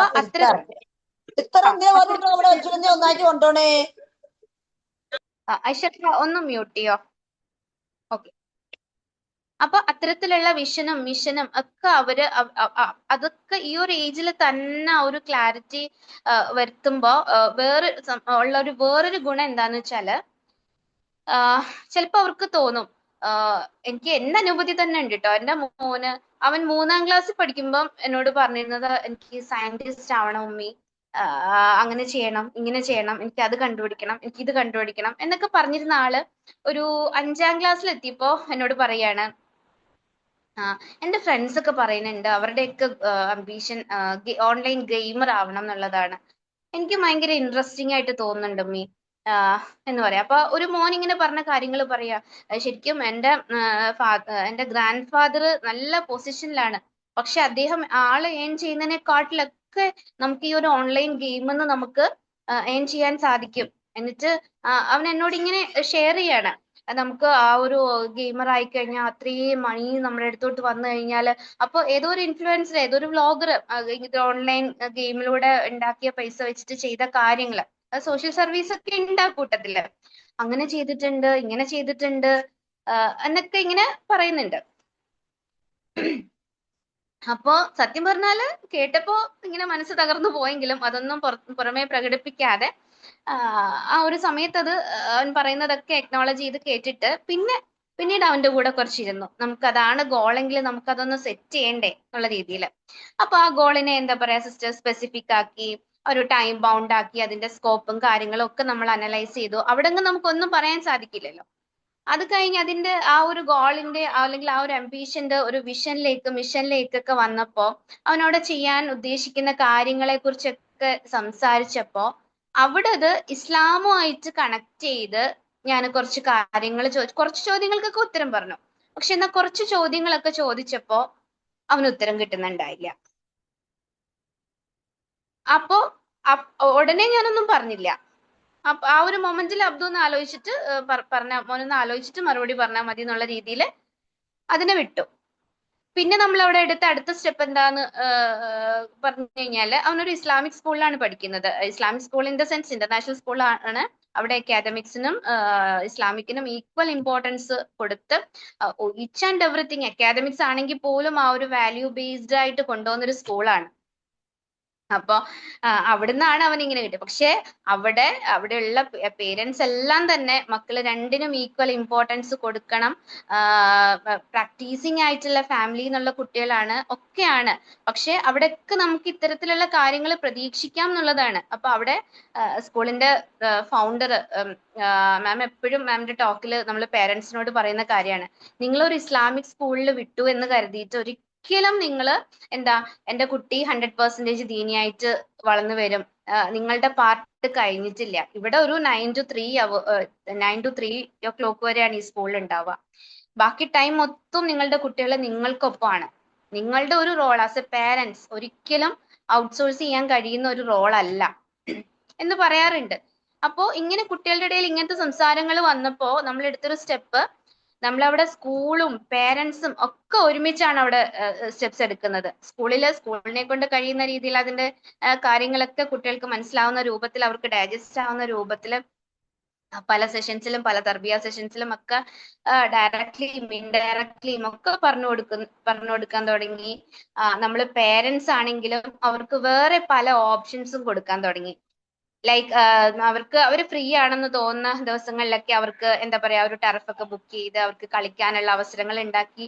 അങ്ങനെ ഇപ്പോ പയ്യെ ആ ഒരു ഇതിന്ന് എന്താ പറയാ അത് മാറി ഇപ്പൊ ഫുട്ബോളിലേക്ക് വന്നിട്ടുണ്ട്, അത് വേറെ കാര്യം. എന്നിരുന്നാലും ഞാൻ പറയാ, നമുക്ക് അത്തരത്തില് നമുക്ക് അവരെ ഡൈവേർട്ട് ചെയ്യാൻ സാധിക്കണം. അത്തരത്തിൽ അവരെ ഡൈവേർട്ട് ചെയ്യാൻ സാധിക്കണമെങ്കിൽ തന്നെ നമുക്ക് അവിടെ ഇസ്ലാമിനെ കൊണ്ടുവരുമ്പോഴാണ് ശരിക്കും ബാക്കി എന്താ പറയാ, ബാക്കി നമ്മൾ ഓരോ അംബീഷൻസ് സെറ്റ് ചെയ്യുമ്പോഴും ഗോള് സെറ്റ് ചെയ്യുമ്പോഴും ഇപ്പോ ഒരു ഇസ്ലാമിക് പെർസ്പെക്റ്റീവിൽ അല്ലെങ്കിൽ ഈ ഒരു വേൾഡിലെ സക്സസ് മാത്രമാണല്ലോ നമ്മൾ ഫോക്കസ് ചെയ്യുന്നത്. പക്ഷെ എന്നാൽ നോൺ മുസ്ലിംസ് പോലും പല കാര്യങ്ങളും അവർക്ക് എന്താ പറയാ അവരുടെ കുട്ടികൾക്ക് അലോ ചെയ്യാൻ പറ്റുന്നില്ല. അത് ഒരു ജനറൽ പെർസ്പെക്റ്റീവിൽ തന്നെ തെറ്റാണെന്ന് തോന്നുന്ന കാര്യങ്ങള് അല്ലെ. എന്നോട് കഴിഞ്ഞ ദിവസം എൻ്റെ ഒരു സുഹൃത്ത് നോൺ മുസ്ലിം ആണ്, എന്നോട് പറയാ, എന്റെ മോള് ഗേൾസും ബോയ്സും ഉള്ള സ്കൂളിലാണ് പഠിക്കുന്നത്, അവൾക്ക് ഇപ്പോ ബെസ്റ്റ് ഫ്രണ്ട്സ് ആയിട്ട് ബോയ്സ് മാത്രമേ ഉള്ളൂ. അപ്പൊ ഫിലിം സ്റ്റാർസിന്റെ ഒക്കെ മക്കളാണ് അവളുടെ ഫ്രണ്ട്സ് ബോയ്സ്. അപ്പൊ ഞാൻ അവളോട് പറഞ്ഞു, മോളെ ഇങ്ങനെ ബോയ്സിനെ ഒന്നും ബെസ്റ്റ് ഫ്രണ്ട് ആക്കാൻ പാടില്ല. അപ്പൊ അവള് ടീനേജിലെത്തി. അപ്പൊ എന്റെ ഫ്രണ്ട് നോൺ മുസ്ലിം ആണ്. അപ്പൊ എന്റെ ഫ്രണ്ട് പറയാം, അപ്പൊ മോള് ചോദിക്കാത്രേ, പിന്നെ എന്തിനാ മമ്മി എന്നെ ഈ സ്കൂളിലാക്കിയത്? എന്തിന്റെ ബേസിലാണ് മമ്മി പറയുന്നത് എന്നോട് ബോയ്സിനെ ഫ്രണ്ട്സ് ആക്കാൻ പാടില്ല എന്ന്? എനിക്കൊന്നും പറയാൻ സാധിച്ചില്ല സാലിഹ. മനസ്സിലായില്ലേ? അപ്പോ അത്തരത്തിലുള്ളതൊക്കെ നമുക്ക് കണക്ട് ചെയ്യാൻ സാധിക്കുന്നത്, അവരോട് പറയാൻ സാധിക്കുന്നത് ഒക്കെ ഇസ്ലാമുമായിട്ട് ബന്ധപ്പെടുത്തുമ്പോഴാണ്. അല്ലാതെ കുട്ടികൾക്ക് ഏത് രീതിയിൽ വേണമെങ്കിലും ഈ ഒരു ലൈഫില് സക്സസ് ആവാൻ പറ്റും അല്ലെ? പക്ഷെ എന്താണ് ആ ഒരു റിയൽ സക്സസ്, യഥാർത്ഥ വിജയം എന്താണ്, യഥാർത്ഥ വിജയി ആരാണ് എന്ന് പറയാൻ ഇസ്ലാമിന് മാത്രമാണ് സാധിക്കുക അല്ലെ? അപ്പൊ അവിടെ നമുക്ക് ആ ഒരു രീതിയിലും കൂടെ കണക്ട് ചെയ്ത് നമുക്ക് കൃത്യമായിട്ട് ഒരു ഗോള് മക്കൾക്ക് ഈ ഒരു ഏജിൽ തന്നെ സ്പെസിഫിക് ആയിട്ട് ടൈം ബൗണ്ട് ആയിട്ട് സെറ്റ് ചെയ്യാൻ സാധിച്ചാല് നമ്മള് പകുതി വിജയിച്ചു. കാര്യം ക്ലിയർ കട്ട് ആണ് അല്ലെ? ഇപ്പൊ ഞാൻ നേരത്തെ സൂചിപ്പിച്ചു, നമ്മൾ കൺഫ്യൂസ്ഡ് ആയിട്ട് നിൽക്കുന്ന ഒരു അവസ്ഥ. നമുക്കൊരു ആവശ്യം വരുമ്പോ നമുക്കത് എവിടെയാ പോണ്ടത്, എങ്ങനെയാ പോണ്ടത് എന്നൊന്നും അറിയില്ലാത്ത അവസ്ഥയിൽ എന്താ സംഭവിക്കുന്നത്? പലരും നമ്മളോട് പല ഓപ്ഷൻസും പറയും. അവിടെ പോവാൻ പറയും, ഇവിടെ പോവാൻ പറയും, അങ്ങനെ പോവാൻ പറയും, ഇങ്ങനെ പോവാൻ പറയും. പക്ഷെ ആ കാര്യം നടക്കുവോ? അതില്ല അല്ലെ? ഇതുപോലെ തന്നെയാണ് കുട്ടികളുടെ ലൈഫിലും സംഭവിക്കുന്നത്. നേരെ മറിച്ച് അവർക്ക് അവരുടെ ജീവിതത്തിനെ കുറിച്ച് വ്യക്തമായ ഒരു കാഴ്ചപ്പാട്, വ്യക്തമായ ഒരു ലക്ഷ്യം, ഈ പീരീഡിനുള്ളിൽ, ഈ ഒരു ടൈമിനുള്ളിൽ എനിക്ക് ഇത് ചെയ്ത് തീർക്കണം, ഇത് അച്ചീവ് ചെയ്തിരിക്കണം, എന്നിട്ട് ഞാൻ ആ ഒരു പൊസിഷനിൽ എത്തുമ്പോൾ എനിക്ക് ചെയ്യാനുള്ള കാര്യങ്ങൾ ഇതൊക്കെയാണ്, എനിക്ക് നേടാനുള്ളത് ഇതൊക്കെയാണ്. അപ്പൊ അവിടെ എനിക്ക് ഇവിടെയും വിജയിക്കാം, എന്റെ എറ്റേണൽ ലൈഫിലും എനിക്ക് വിജയിക്കാൻ പറ്റും എന്നൊരു കൃത്യമായ എന്താ പറയാ ഇതാണ് ഉണ്ടാവുന്നത്. ഒരു ശരിക്കും ഒരു ഇതിന്റെ വേറൊരു ഇതായിട്ട് ഒരു ഇതായിട്ട് എന്താ പറയാ ഒരു റിയൽ ലൈഫ് എക്സ്പീരിയൻസ് ഷെയർ ചെയ്യുകയാണെങ്കിൽ, ഒരു വർഷത്തിന് മുന്നേ എന്നെ എൻ്റെ ഒരു സുഹൃത്ത് എന്നെ കോണ്ടാക്ട് ചെയ്തു. എൻ്റെ വേറൊരു സുഹൃത്തിന് ഒരു ആവശ്യമുണ്ട്, സ്വാലിഹ ഒന്ന് സഹായിക്കണം എന്ന് പറഞ്ഞിട്ട് എന്നെ ഒന്ന് കണക്ട് ചെയ്തു. അപ്പോ അവിടേക്കാണ് ഇതിന്റെ ഒരു ഇമ്പോർട്ടൻസ് ഞാൻ മനസ്സിലാക്കിയതെന്ന് പറയാ. അപ്പോ വേറൊന്നല്ല, ഒരു പേരൻസ് ആണ്, ഉമ്മയും ഉപ്പയാണ്. അവര് കോണ്ടാക്ട് ചെയ്തത് അവരുടെ മകളായിട്ടൊന്ന് സംസാരിക്കാനാണ്. അപ്പോ അവരുടെ മകളായിട്ട് സംസാരിക്കാനാണ്. മകള് അവരോട് പിന്നെ അവരെന്നെ നേരിൽ കാണാൻ വന്നു. നേരിൽ കാണാൻ വന്നപ്പോ ഞാൻ അവരോട് കാര്യങ്ങൾ ചോദിച്ചു മനസ്സിലാക്കി. എന്താ മോളുടെ പ്രശ്നം എന്താന്ന് ചോദിച്ചു മനസ്സിലാക്കിയപ്പോ അവര് പറഞ്ഞത്, അവര് മോളെ പഠിപ്പിച്ചത് ഒരു ഇവിടെ ഈവൻ സൗത്ത് ഇന്ത്യയിൽ തന്നെ ഉള്ളൊരു നമ്പർ 1 സ്കൂളിലാണ് പഠിപ്പിച്ചത്. എല്ലാ തരത്തിലുള്ള എക്സ്പോഷറും കാര്യങ്ങളൊക്കെ ഉണ്ട്. അപ്പോ അത്തരത്തിലൊരു സ്കൂളിൽ പഠിപ്പിച്ചു. അവൾക്ക് എല്ലാത്തിനുള്ള ഫ്രീഡം ഉണ്ടായിരുന്നു. എല്ലാം അവൾക്ക് തന്നെ അവളുടെ ലോജിക്ക് അനുസരിച്ച് ചിന്തിക്കാനും എന്നാൽ ശരിയും തെറ്റും ഒക്കെ മനസ്സിലാക്കിയും ഒക്കെയാണ് അവള് വന്നത് കുട്ടിക്കാലം മുതലേ. അവര് പറയാണ്, പക്ഷെ ഇപ്പൊ കംപ്ലീറ്റ് നമ്മുടെ കയ്യിൽ നിന്ന് വിട്ടുപോയി, എന്താ ചെയ്യേണ്ടതെന്ന് ഞങ്ങൾക്ക് അറിയില്ല എന്നൊരു സിറ്റുവേഷനിലാണ് വന്നത്. അപ്പൊ ഞാൻ ചോദിച്ചു, എന്താ കാര്യം, എന്താ ഇപ്പോഴത്തെ അവസ്ഥ എന്താ? അപ്പൊ ഇവര് ഈ സ്കൂള് പറയുമ്പം തന്നെ അപ്പൊ ഈ പേരൻസ് രണ്ടുപേരും നല്ല പ്രാക്ടീസിങ് ആയിട്ടുള്ള മുസ്ലിംസ് ആണ്, റിലീജിയസ് ആണ് ഒക്കെയാണ്. അപ്പൊ ഞാൻ സത്യം പറഞ്ഞ ഈ സ്കൂള് കേട്ടപ്പോ ഞെട്ടിപ്പോയി. കാര്യം അവിടെ ഹിജാബ് അലൗഡ് അല്ല, നമസ്കരിക്കാനുള്ള പെർമിഷൻ ഇല്ല, ഈവൻ നോൺ വെജ് പോലും അവോയ്ഡഡ് ആണ്. നോൺ വെജ് പോലും ആ സ്കൂളിൽ കൊണ്ടുപോകാൻ പറ്റില്ല. പക്ഷെ എന്നാൽ നമ്പർ 1 എഡ്യൂക്കേഷൻ ആണ്, എല്ലാ തരത്തിലുള്ള എക്സ്പോഷർ ഉണ്ട് ഒക്കെ. അപ്പൊ ഞാൻ ചോദിച്ചു, അപ്പൊ മോള് വലിയ കുട്ടിയായിട്ടും അവിടെ തന്നെയായിരുന്നു പോകുന്നത്? അപ്പൊ ഞാൻ ഹിജാബാണ് ഉദ്ദേശിച്ചത്. അപ്പൊ ഒരു അതെ അതെ അതെ അതിൽ ഹിജാബ് ആയിരിക്കും സ്വാലിഹ ഉദ്ദേശിച്ചത്. പക്ഷെ അവിടെ ഞങ്ങൾ ചിന്തിച്ചത് സ്കൂളിൽ പോകുന്ന ആ ഒരു ടൈം ആണല്ലോ ഹിജാബ് ഒഴിവാക്കുന്നത്, ബാക്കി സമയത്തൊക്കെ ഞങ്ങളുടെ കൂടെ തന്നെ ആണല്ലോ, അപ്പോ അവിടെ ശ്രദ്ധിച്ചാൽ മതിയല്ലോ എന്നൊക്കെയാണ് ഞങ്ങൾ അതിൽ വിചാരിച്ചത്. ചെറിയ പ്രായത്തിൽ അത് കുഴപ്പമുണ്ടായില്ല. പക്ഷെ അവള് വലുതായി കഴിഞ്ഞപ്പോ അവൾക്ക് പിന്നെ അതിനോട് തീരെ ഒരു താല്പര്യം ഇല്ലാണ്ടായി. അപ്പൊ പിന്നെ ഞങ്ങൾ വിചാരിച്ചു അവള് സ്വന്തമായിട്ട് തന്നെ മനസ്സിലാക്കി അത് ചൂസ് ചെയ്യട്ടെ, നമ്മള് നിർബന്ധിക്കണ്ട, ഇങ്ങനെ പറഞ്ഞാൽ മതി, നിർബന്ധിക്കണ്ട എന്ന് വെച്ചിട്ട് ഞങ്ങൾ അങ്ങനത്തെ അതൊന്നും സ്റ്റെപ്പ് ഒന്നും എടുത്തില്ല. അവൾക്ക് അവിടെ നല്ലൊരു സ്കൂളാണല്ലോ, അവിടെ അഡ്മിഷൻ കിട്ടാൻ തന്നെ വളരെ ബുദ്ധിമുട്ടാണല്ലോ, എല്ലാ എക്സ്പോഷറും കിട്ടുന്ന ഒരു സ്കൂൾ, അഡ്മിഷൻ എടുത്ത് തന്നെ ഭയങ്കര ബുദ്ധിമുട്ടിയാണ് എന്നൊക്കെ പറഞ്ഞു എന്നോട്. അപ്പൊ ഞാൻ ചോദിച്ചു, ഇപ്പോഴത്തെ ഒരു കണ്ടീഷൻ എന്താന്ന് ചോദിച്ചപ്പോ മോള് വേറൊരു ബ്രദറും കൂടി ഉണ്ട്. ഈ കുട്ടി കംപ്ലീറ്റ് ഇപ്പൊ ഇവരുടെ ഒരു കൺട്രോളിന്നേ പോയി. ശരിക്കും പറഞ്ഞാൽ ആ കുട്ടി ആ വീട് വിടാൻ പ്ലാൻ ചെയ്തിരിക്കുകയാണ്. അതൊക്കെ പേരൻസിനോടും പറഞ്ഞു കേട്ടോ. വീട് വിടാൻ പ്ലാൻ ചെയ്തിരുന്നിട്ട് വേറെ രാജ്യത്തേക്ക് മൈഗ്രേറ്റ് ചെയ്യാനായിട്ടുള്ള പ്ലാനിലാണ്. അവൾക്കൊരു നോൺ മുസ്ലിം ഫ്രണ്ട് ഉണ്ട്. ചിലപ്പോ ആ നോൺ മുസ്ലിം ഫ്രണ്ടിനെ തന്നെ ആയിരിക്കും അവള് കല്യാണം കഴിക്കാനും പോകുന്നതെന്ന് അവരോട് പറഞ്ഞു. അപ്പൊ ആ ഒരു തീരുമാനത്തിൽ നിങ്ങൾ ഒന്നും ചെയ്യണ്ട, എന്തായാലും ഞാൻ അതിലൊരു മാറ്റം വരുത്താൻ ഉദ്ദേശിക്കുന്നില്ല. ആ ഒരു സ്റ്റേജിലാണ് മോളുള്ളത്. എങ്ങനെ അവളെ പറഞ്ഞു മനസ്സിലാക്കണം, എന്താ ചെയ്യേണ്ടെന്ന് ഒരു പിടിയില്ല. ഞങ്ങൾ തകർന്നു പോവും സ്വാലിഹ, ഞങ്ങൾ പിന്നെ ഉണ്ടാവില്ല, ഞങ്ങൾക്ക് ജീവിക്കാൻ സാധിക്കും. ഞങ്ങൾ സൂയിസൈഡ് ചെയ്യുന്നൊന്നും അല്ല, ഒരു മുസ്ലിം ആയതുകൊണ്ട് അങ്ങനെയൊന്നും പറ്റൂല ഞങ്ങൾക്ക്.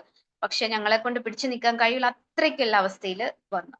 അപ്പോ എന്നോട് പറഞ്ഞു, ഒരിക്കലും സ്വാലിഹ ഡയറക്റ്റ്ലി ഒന്നും അത് അതിനൊരു ട്രാക്ക് ഒക്കെ പറഞ്ഞു തന്നു, മോളുമായിട്ട് സംസാരിക്കാനുള്ള ഒരു ഫ്രണ്ട്ഷിപ്പ് ഒക്കെ ഒരു ഞങ്ങളുടെ ഒരു ഫ്രണ്ടായിട്ട് അവിടെ വന്നിട്ട് അങ്ങനെ ഒരു ബന്ധം ബിൽഡ് ചെയ്തിട്ട് അങ്ങനെയൊക്കെ പതുക്കെ ഒന്ന് ഫോണിൽ കൂടെ സംസാരിച്ച് ഒക്കെ ഒന്നൊരു ബോണ്ട് ഇതാക്കിയിട്ട് എന്തെങ്കിലുമൊക്കെ ഒന്ന് സംസാരിക്കാൻ. അതായത് ഞാൻ സ്വാലിഹിന്റെ ഒരു എക്സ്പീരിയൻസ്,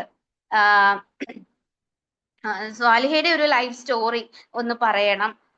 കാര്യം ഞാൻ ഇസ്ലാം ഇഷ്ടപ്പെട്ട് ചൂസ് ചെയ്ത ഒരാളാണ്. അപ്പൊ അവരുടെ ഒരു വിചാരം അതൊക്കെ കേട്ട് കഴിയുമ്പോ ആ കുട്ടിക്ക് എന്തെങ്കിലും ഒരു മാറ്റം വരും എന്നുള്ള രീതിയിൽ. അപ്പോ അതൊക്കെ ഒന്ന് പതുക്കെ പതുക്കെ പറയണം എന്നൊക്കെയാണ് ഇവരുടെ ആവശ്യം. അപ്പൊ ഞാൻ അങ്ങനെ അവര് പറഞ്ഞ പോലെ തന്നെ കാര്യങ്ങള് കൊണ്ടുപോയി പതുക്കെ പതുക്കെ കുട്ടിയായിട്ട് സംസാരിക്കാനുള്ള അവസരം കിട്ടി. അങ്ങനെ പതുക്കെ സംസാരിച്ചു വന്നപ്പോഴും ഞാൻ മനസ്സിലാക്കിയപ്പം അതെന്നോട് പറയാണ്, അതിന്റെ ഒരു ടീനേജ് കാലഘട്ടമൊക്കെ എന്നോട് പറയാണ്. ആ ഒരു സമയത്തൊക്കെ അത് അനുഭവിച്ച ഒറ്റപ്പെടലും വീർപ്പുമുട്ടലുകളും, എന്താ പറയാ, പറയുമ്പം പേരൻസ് എല്ലാവിധ സൗകര്യങ്ങളും സ്വാതന്ത്ര്യങ്ങളും ഒക്കെ നൽകിയിരുന്നു. അവിടൊക്കെ ആ കുട്ടി അനുഭവിച്ച ബുദ്ധിമുട്ടുകള്, പ്രശ്നങ്ങള്, അവിടെ നിന്നും അതിനെ കറക്റ്റ് ആയിട്ട് ആ ഒരു ഇസ്ലാമിക് പെർസ്പെക്റ്റീവില് അതിനെ ഗൈഡ് ചെയ്യാൻ ഒരാൾ ഇല്ലാതെ ആയി പോയതിന്റെയും ആ ഒരു ഗൈഡൻസ് ഇല്ലാതായി പോയതിന്റെ പ്രശ്നങ്ങളും, ആ രീതിയിലല്ല കേട്ടോ കുട്ടി പറഞ്ഞത്, അതൊക്കെ നമുക്ക് മനസ്സിലാക്കാൻ സാധിക്കും. ഒരുപാട് ആ കുട്ടി സഫർ ചെയ്തിട്ടുണ്ട്. അപ്പൊ അങ്ങനെയാണ് ഈ ഒരു +2 ഒക്കെ ആ ഒരു ടീനേജിൽ തന്നെയാണ് സത്യം പറഞ്ഞാല് ഈ ഒരു നോൺ മുസ്ലിം ഫ്രണ്ടും ഈ കുട്ടിയുടെ ലൈഫിലേക്ക് എൻ്റർ ചെയ്യുന്നത്. അപ്പൊ ഭയങ്കര ഒരു റിലീഫ് ആയിരുന്നു ആ പയ്യൻ. മനസ്സിലായില്ലേ? ആ ഒരു ഫ്രണ്ട്ഷിപ്പ് തന്നെയാണ് അവിടെ തുടങ്ങുന്നത്. ആ ഒരു റിലീഫ് എന്നാണ് ഇത്തരത്തിലൊരു ഇതിലേക്ക് വരുന്നത്. കാര്യം പിന്നീട് അവളുടെ ലൈഫിലെ ഗോള് സെറ്റ് ചെയ്തതും ഗോള് സെറ്റ് ചെയ്യുന്നതും ആ ഗോൾ അച്ചീവ് ചെയ്യാൻ വേണ്ടിയിട്ട് ഇതാക്കുന്നതും എല്ലാം ആ ഒരു റോളിലെല്ലാം ഇവനായി മാറി എന്നുള്ളതാണ്. മനസ്സിലായി? അപ്പൊ ആ മൈഗ്രേഷനും അതിന്റെ ഇതിലും എല്ലാം അവർ നല്ല കോൺഫിഡന്റ് ആണ്, അവർ വെൽ പ്ലാൻഡ് ആണ്. അപ്പൊ അവിടെ എല്ലാം അവൾക്ക് കിട്ടിയത് ഈ പയ്യന്റെ സപ്പോർട്ടാണ്. മനസ്സിലായില്ലേ? എനിക്കിപ്പോ മനസ്സിലായി, എനിക്ക് ഒറ്റ സംസാരത്തിലോ അല്ലെങ്കിൽ എന്റെ എന്തെങ്കിലും 1-2 കാര്യങ്ങൾ പറയുമ്പോഴോ ഒന്നും ഒരു മാറ്റം അവിടെ നടക്കൂല എന്നുള്ളത്.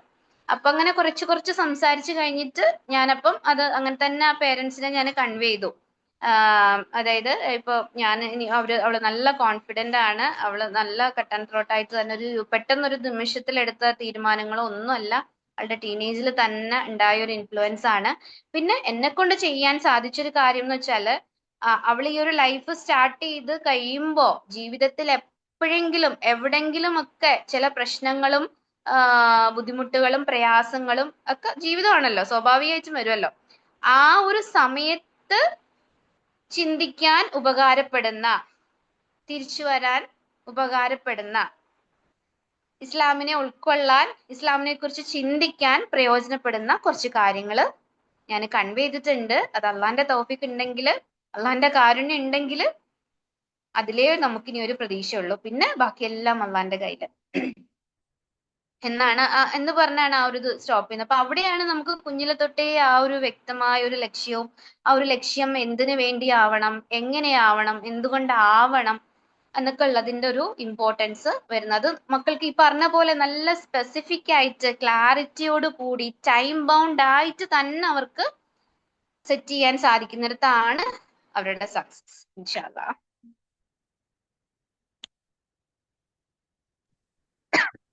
സലിഹ, യാഥാർത്ഥ്യ ജീവിതങ്ങളിലൂടെ അങ്ങനെ കടന്നു പോകുമ്പോഴേ വല്ലാത്തൊരു അന്താളിപ്പും ഭയമാണ് ഉണ്ടാകുന്നത്.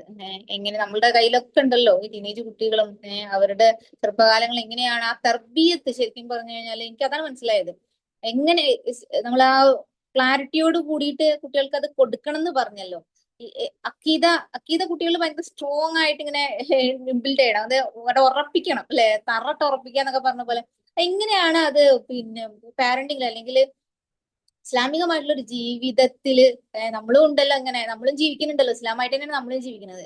എങ്ങനെയാണ് കുട്ടികളുടെ ഉള്ളിലേക്ക് നമുക്ക് അത്രയും ഭംഗിയായിട്ട് ഇസ്ലാമിനെ വെക്കാൻ പറ്റുക. കാരണം പല ഇസ്ലാമികമായിട്ടുള്ള കുടുംബങ്ങളിൽ നിന്നാണ് നമ്മൾ കാണുന്നത്. നമ്മൾ പുറമേക്ക് നോക്കുമ്പോൾ താടി വെച്ച ഉപ്പയും മക്കനിട്ട ഉമ്മയൊക്കെ തന്നെ 5 നേരം പള്ളിക്ക് പോണെയും ജുമാക്കൊക്കെ നമ്മൾ കാണുന്ന ആളുകളുടെ ഇടയിലൊക്കെ തന്നെയാണ് ഇത്തരത്തിലുള്ള പ്രശ്നങ്ങളും മറ്റു കാര്യങ്ങളും കാണുന്നത്. അപ്പോ ഇസ്ലാമികമായിട്ട് പ്രാക്ടീസ് ചെയ്യുന്ന ഫാമിലിക്ക് അകത്ത് തന്നെ ഇത്തരം പ്രശ്നങ്ങൾ ഉണ്ടാകുമ്പോൾ എവിടെയാണ് കുട്ടികളിലേക്ക് നമ്മൾ ദീൻ കൊടുത്തതിൽ പാളിച്ച സംഭവിച്ചതെന്ന് ചോദിച്ചാൽ എന്താ സ്വാലിഹ പറയാൻ പറ്റുക? ചേട്ടാ, അതില് എനിക്ക് ഐഷാത്ത പറഞ്ഞു വെച്ചതിൽ നിന്ന് തന്നെയാണ് എനിക്ക് അതിന്റെ ഒരു കണ്ടിന്യൂഷൻ. ആക്ച്വലി ഐഷാത്ത പറഞ്ഞിരുന്നല്ലോ, ഇസ്ലാം ഒരു ജീവിത രീതിയാണ് അല്ലെ. ഇപ്പൊ മറ്റ് മതങ്ങൾ എന്ന് പറയുമ്പോ അവിടൊക്കെ കുറച്ച് വിശ്വാസങ്ങളുണ്ട്. ആ വിശ്വാസങ്ങളുടെയൊക്കെ ഒരു അടിത്തറയിലേക്ക് പോയാൽ അവിടെയൊന്നും ഒന്നുമില്ല. പണ്ട് അമ്മൂമ്മ പറഞ്ഞതും അപ്പൂപ്പൻ പറഞ്ഞതും കേട്ട് ഇതായതുമായ കുറെ വിശ്വാസങ്ങളുണ്ട്, കുറച്ച് അനുഷ്ഠാനങ്ങളുണ്ട്. അത് നമുക്ക് വേണമെങ്കിൽ ഫോളോ ചെയ്യാം, വേണമെങ്കിൽ ഫോളോ ചെയ്യണ്ട. നമുക്ക് ഏത് രീതിയിൽ വേണമെങ്കിലും അങ്ങനെ ജീവിച്ചു പോവാം. പിന്നെ ജനറലി പറയും മനുഷ്യൻ നന്മ ചെയ്ത് ജീവിക്കണം അല്ലെ, നന്മയുള്ളവനാവണം എന്നൊക്കെ. പക്ഷെ ഇസ്ലാം എന്ന് പറയുന്നത്, ഇസ്ലാമിൽ കുറച്ച് വിശ്വാസ കാര്യങ്ങളുണ്ട് അല്ലെ. അത് നമ്മുടെ മനസ്സിൽ എന്താ പറയാ, നമ്മുടെ ജീവൻ പോലെ നമ്മൾ കൊണ്ടു നടക്കേണ്ട കുറച്ച് കാര്യങ്ങളാണ്. അപ്പൊ ആ വിശ്വാസം എന്നുള്ളത് അത് നമ്മൾ അങ്ങനെ തന്നെ ഹൃദയം കൊണ്ട് തന്നെ ഉൾക്കൊള്ളണം. ആ ഒരു ഉൾക്കൊള്ളലിൽ നിന്ന്, ആ ഒരു വിശ്വാസത്തിൽ നിന്നാണ് ബാക്കി അനുഷ്ഠാനങ്ങളിലേക്ക് നമ്മൾ എത്തേണ്ടതും ഇസ്ലാമിനെ ഒരു ജീവിത രീതിയാക്കി നമ്മൾ മാറ്റേണ്ടതും.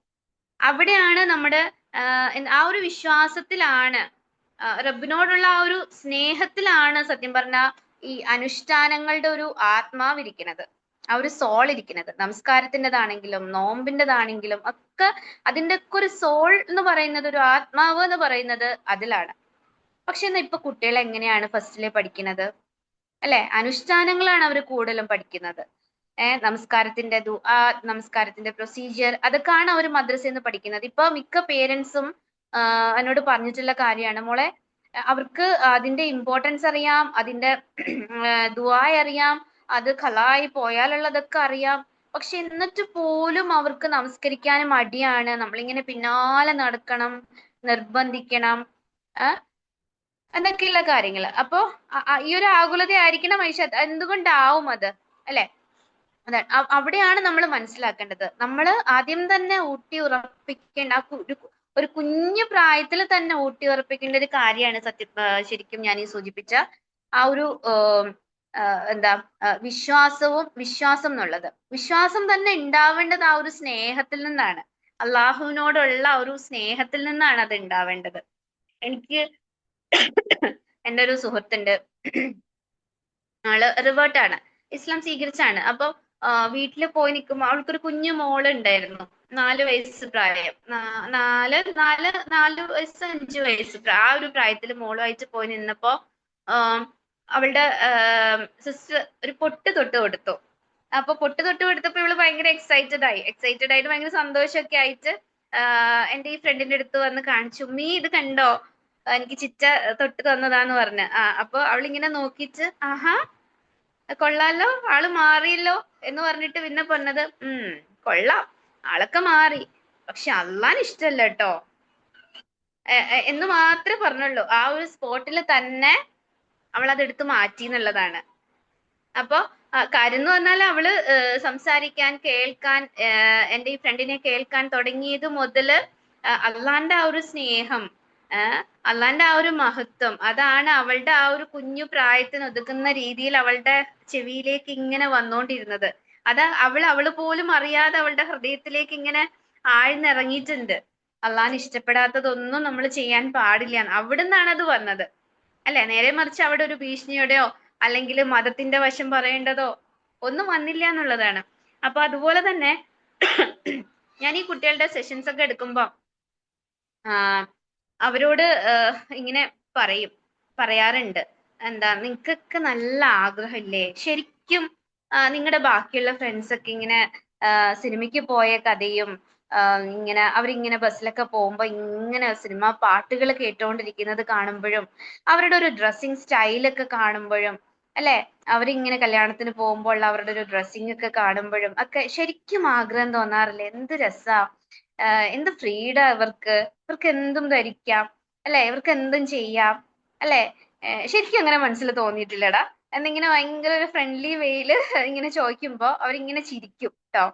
ഞാനങ്ങനെ ചോദിക്കുമ്പോ അപ്പോ അപ്പൊ ഞാൻ ഇങ്ങനെ അവരുടെ അടുത്ത് പറയും, നിങ്ങൾ ഈ പറഞ്ഞ സംഭവങ്ങളൊക്കെ ഒരു 25-ാമത്തെ വയസ്സ് വരെ എൻജോയ് ചെയ്തിരുന്ന ഒരാളാണ് ഞാൻ. അപ്പോ ഈ അതിർവരമ്പുകളില്ലാത്തൊരു സ്വാതന്ത്ര്യത്തിന്റെ ഒരു പീക്ക് ടൈമിലാണ്, അതായത് എൻ്റെ +2 ഒക്കെ കഴിഞ്ഞ് BBA ഒക്കെ കഴിഞ്ഞ് MBAയും കഴിഞ്ഞ് ഒരു മൾട്ടിനാഷണൽ കമ്പനിയിലൊക്കെ ജോലിയായി, കല്യാണം ഒന്നും കഴിഞ്ഞിട്ടില്ല, സാലറി ഉണ്ട്, ആ ഒരു അടിച്ചുപൊളിച്ച് നടക്കുന്ന ആ ഒരു ഏജിലാണ് ശരിക്കും ഈ പറഞ്ഞ സ്വാതന്ത്ര്യങ്ങളൊക്കെ ഞാൻ അനുഭവിച്ചിട്ടുണ്ട്. ആ ഒരു ടൈമിലാണ് ഇസ്ലാം എന്നിലേക്ക് എത്തുന്നത് എൻ്റെ ജീവിതത്തിൽ ആദ്യമായിട്ട്. അപ്പോ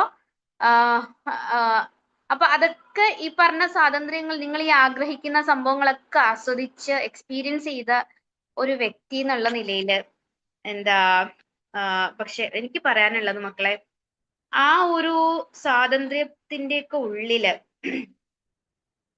അവരനുഭവിക്കുന്ന കുറേ പ്രശ്നങ്ങളുണ്ട്, അവരനുഭവിക്കുന്ന കുറേ ബുദ്ധിമുട്ടുകളുണ്ട്, അവരനുഭവിക്കുന്ന കുറേ അസ്വസ്ഥതകളുണ്ട്. എന്താ ശരിക്കും സത്യസന്ധമായ ആ ഒരു സമാധാനം എന്നുള്ളത് ഇതിലൊന്നും നമുക്ക് അവരനുഭവിക്കുന്ന ആ ഒരു എന്താ പ്രശ്നങ്ങളുടെയൊക്കെ ഒരു തീവ്രത, അതിൻ്റെയൊക്കെ ഒരു അളവ് എനിക്ക് അനുഭവിച്ചിരുന്ന അതിൻ്റെ ഒന്നും ഒരു അളവ് എനിക്കത് പറഞ്ഞറിയിക്കാൻ കഴിയില്ല. നിങ്ങളിപ്പോ ഈ കാണുന്ന പോലെ ആ ഒരു സിനിമ കാണുന്ന ആ ഒരു 2 മണിക്കൂർ അല്ലെങ്കിൽ ആ പാട്ട് കേൾക്കുന്ന ആ ഒരു നിമിഷങ്ങൾ, അവിടൊക്കെ അവര് വേറെ ലോകത്തായിരിക്കും, ഭയങ്കര എൻജോയ്മെന്റ് ആയിരിക്കും, അതിലൊന്നും യാതൊരു സംശയമില്ല. പക്ഷെ അവിടുന്ന് ഇറങ്ങി ആ ഒരു ജീവിതത്തിന്റെ ആ ഒരു യാഥാർത്ഥ്യത്തിലേക്ക് അവർ ഇറങ്ങുന്ന സമയത്ത് അവരനുഭവിക്കുന്ന ഒരു വീർപ്പുമുട്ടലുണ്ട്, അവരനുഭവിക്കുന്ന ഒരു അസ്വസ്ഥതയുണ്ട്. അതല്ലാതുള്ളൊരു സമാധാനം എന്ന് പറയുന്നത് അത് അവർക്ക് സ്വപ്നത്തിൽ പോലും കാണാൻ സാധിക്കില്ല.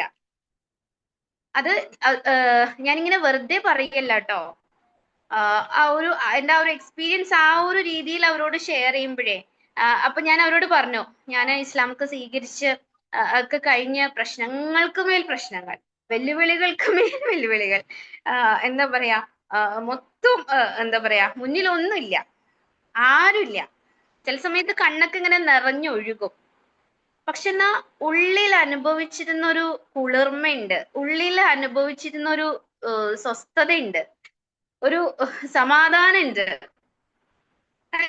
നമുക്കറിയില്ല, ഇങ്ങനെ മനസ്സിങ്ങനെ വിങ്ങുന്ന അതും അല്ലാതെ മനസ്സ് ഭയങ്കര കാമായിട്ടിരിക്കുന്ന ഒരു സമാധാനത്തോടെ ഇരിക്കുന്ന, അത് എനിക്ക് എങ്ങനെയാ അത് പറയേണ്ടതെന്ന് ഈവൻ നിങ്ങളോട് പോലും പറയേണ്ടതെന്ന് എനിക്കറിയില്ല. അപ്പൊ ആ ഒരു സമാധാനം എന്ന് പറയും, ചുറ്റിനും പ്രശ്നങ്ങളുണ്ട്, വെല്ലുവിളികളുണ്ട്, ഒരാള് മുന്നിലില്ല, ഒക്കെ ശരിയാണ്. പക്ഷെ എങ്കിൽ പോലും അവിടെ അനുഭവിക്കുന്ന ആ ഒരു കുളിർമ, ആ ഒരു സ്വസ്ഥത, ആ ഒരു സമാധാനം, അത് ഈ നിങ്ങൾ സ്വപ്നം കാണുന്ന ഈ അതിർവരമ്പുകളില്ലാത്ത ഒരു ആസ്വാദനത്തിനും ഒരു സ്വാതന്ത്ര്യത്തിനും നൽകാൻ സാധിക്കില്ല എന്നുള്ളതാണ്. അതാണ് ഇസ്ലാമിന്റെ സമാധാനം, അതാണ് ഇസ്ലാം നൽകുന്ന സന്തോഷം എന്നൊക്കെ പറയുമ്പോഴേ ഇങ്ങനെ കുട്ടികളെ കണ്ണിങ്ങനെ നിറഞ്ഞ് തുളുമ്പാൻ പോകുന്നത് കണ്ടിട്ടുണ്ട് എന്നുള്ളതാണ്. അപ്പോ അത് അവരെ ആ ഒരു തിരിച്ചറിവ് അവർക്ക് കൊടുക്കുക. ആരാണ് നമ്മുടെ റബ്ബ് എന്നുള്ള ആ ഒരു വ്യക്തമായ അറിവ്, ആരാണ് അള്ളാഹ് എന്നുള്ള ഒരു വ്യക്തമായ അറിവ്, ആ അറിവിൽ നിന്നാണ് ആ ഒരു വിശ്വാസവും സ്നേഹവും ഒക്കെ അവർക്ക് ഉണ്ടാവേണ്ടത് എന്നുള്ളതാണ്. അപ്പൊ അവിടുന്നാണ് അവര് ഇസ്ലാം എന്നുള്ളത് ഒരു ജീവിത രീതിയാണ് എന്നുള്ളത് ഉൾക്കൊണ്ട് അവരുടെ ജീവിതത്തിലേക്ക് ഇസ്ലാമിനെ കൊണ്ടുവരേണ്ടതുണ്ട് ഉള്ളതാണ്. എനിക്കിപ്പോഴും ഓർമ്മയുണ്ട്, ഒരു ഓഫ്ലൈൻ സെഷനാണ്, ഓൺലൈൻ അല്ല. അപ്പൊ ഓഫ്ലൈൻ സെഷനിലേക്ക് വന്ന ഒരു മോള്, 18 വയസ്സാണ് അവൾക്ക്, നല്ല ജീൻസും ടീഷർട്ടും, കുറെ കുട്ടികളുണ്ട്, ഒരു 15 കുട്ടികളുണ്ടായിരുന്നു. അപ്പൊ പർദ്ദയിട്ട് വന്ന കുട്ടികളുണ്ട്, ഫുൾ സ്ലീവും സ്കാർഫൊക്കെ ഇട്ട് വന്ന കുട്ടികളുണ്ട്. അപ്പൊ ഇവള് വരുന്നത് നല്ല ജീൻസും ടോപ്പൊക്കെ ഇട്ട്, ഒരു ഷോള് കൂടി ഇല്ല. അപ്പൊ നല്ല ആക്റ്റീവായിട്ട് എന്താ പറയുന്നതൊക്കെ കേൾക്കുന്നുണ്ടായിരുന്നു. ഞാൻ എന്താ പറയാ ഇങ്ങനെ ഏതെങ്കിലും ഒരു അതിലേക്ക് ഞാൻ വരാം. അപ്പൊ എന്റെ സെഷനൊക്കെ കഴിഞ്ഞ് നല്ല ഫീഡ്ബാക്ക് ഒക്കെ തന്ന് അവരുടേതായ ഒരു ഭാഷയിൽ അവരുടെ ആ ഒരു ലെവലിൽ നിന്നുകൊണ്ട് കുറച്ച് വിഷയങ്ങളാണ് സംസാരിച്ചത്.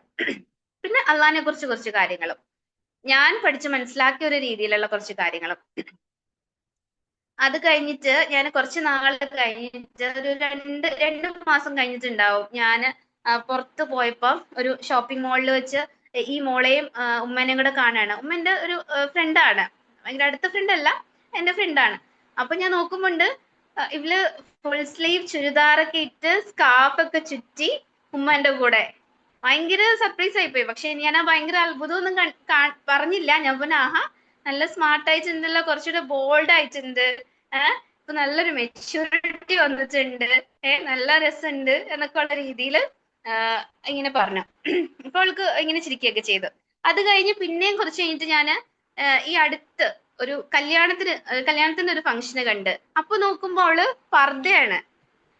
പർദ്ദ വരുമ്പോ ആ ഒരു ഓർത്തഡോക്സ് സ്റ്റൈല് പർദ്ദയല്ല, എന്നാ ആ ഒരു ഏജിലെ കുട്ടികളിൽ പർദ്ദ അതിന്റെ ഫുള്ള് ചുറ്റി ഇതാക്കിയിട്ടുള്ളത്.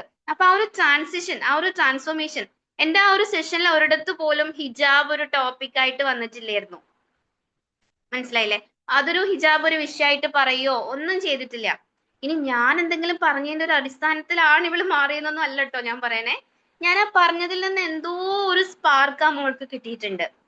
അപ്പൊ ഞാൻ പിന്നീട് എനിക്ക് ആ പർദ്ദയും കൂടെ കണ്ടു കഴിഞ്ഞപ്പോ എനിക്ക് ഭയങ്കര ഒരു ഇതായിപ്പോയി. അപ്പൊ ഞാൻ എന്റെ ആ ഒരു ഫ്രണ്ടിനെ കോണ്ടാക്ട് ചെയ്ത്. അപ്പൊ ഞാൻ പറഞ്ഞതിൽ നിന്ന് എന്തോ ഒരു സ്പാർക്ക് അവൾക്ക് കിട്ടിയിട്ടുണ്ട്. ആ ഒരു സ്പാർക്കിൽ നിന്ന് അവള് തന്നെ സ്വന്തമായിട്ട് പഠിക്കാൻ തുടങ്ങി. സ്വന്തമായിട്ട് അവള് പഠിച്ച് മനസ്സിലാക്കാൻ തുടങ്ങി.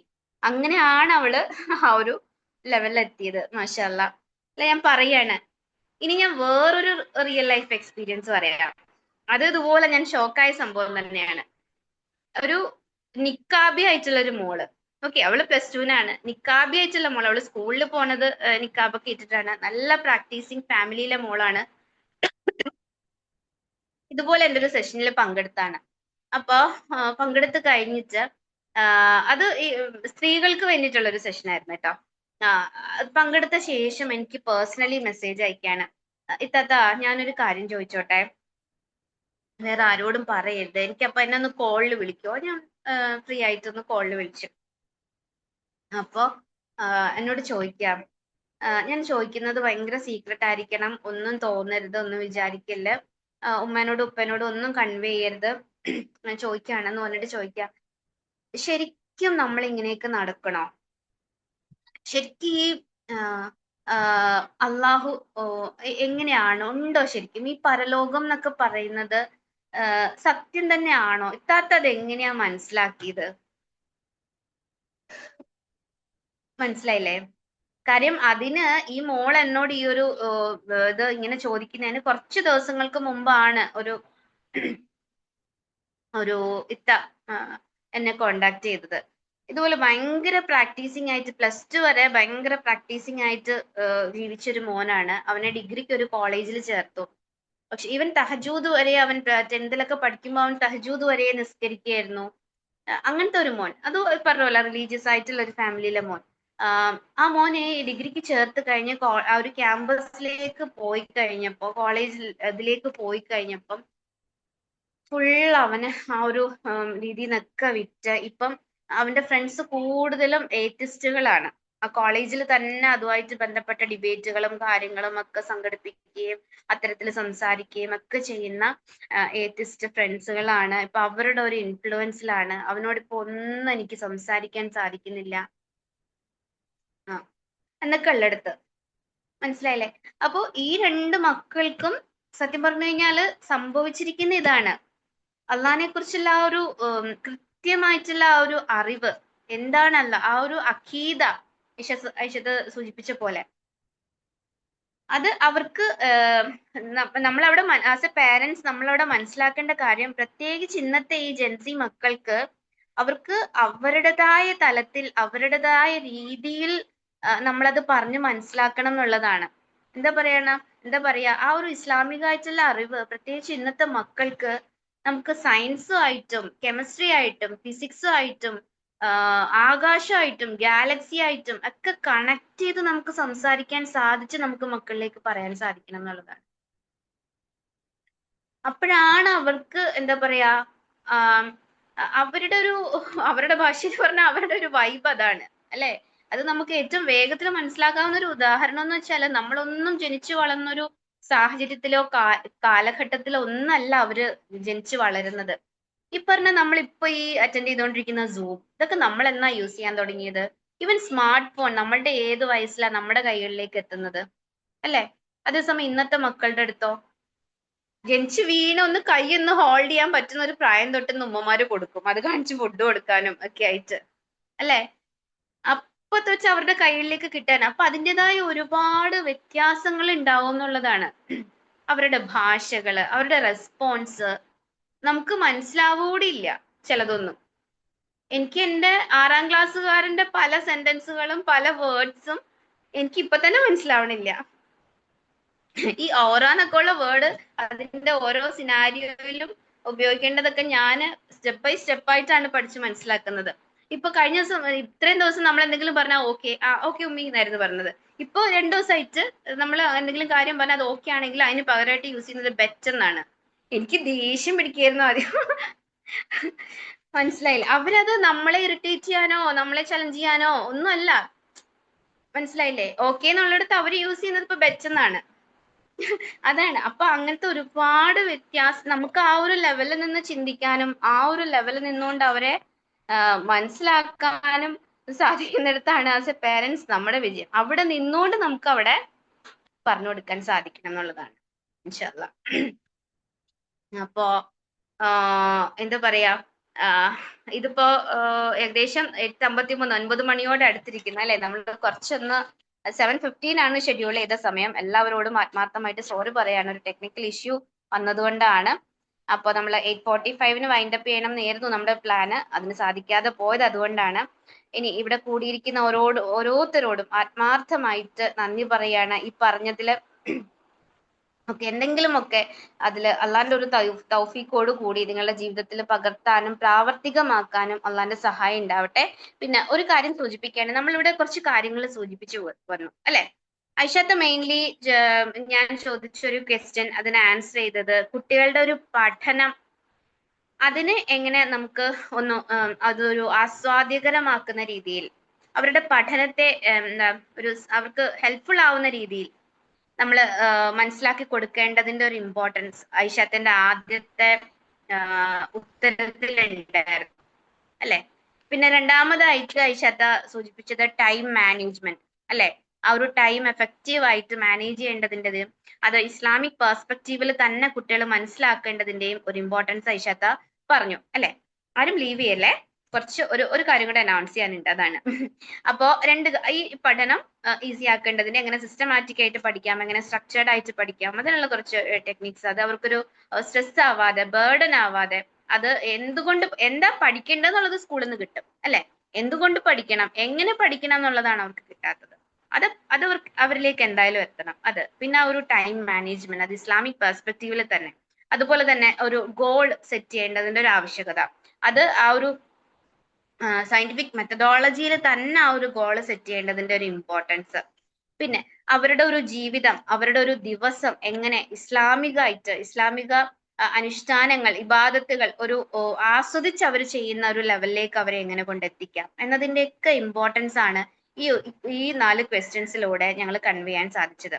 ഇൻഷാല്ലാ ഈ 4 ടോപ്പിക്കുകളും ഉൾപ്പെടുത്തി ഒരു വർക്ക്ഷോപ്പ് ടീനേജേഴ്സിനായിട്ട് നമ്മൾ സെറ്റ് ചെയ്തിട്ടുണ്ട്. 2 ദിവസത്തെ വർക്ക്ഷോപ്പാണ്. ഈ 2 ദിവസത്തെ വർക്ക്ഷോപ്പിലൂടെ നമ്മൾ ഈ 4 ടോപ്പിക് ഇൻഷാല്ലാ കവർ ചെയ്യുന്നതായിരിക്കും.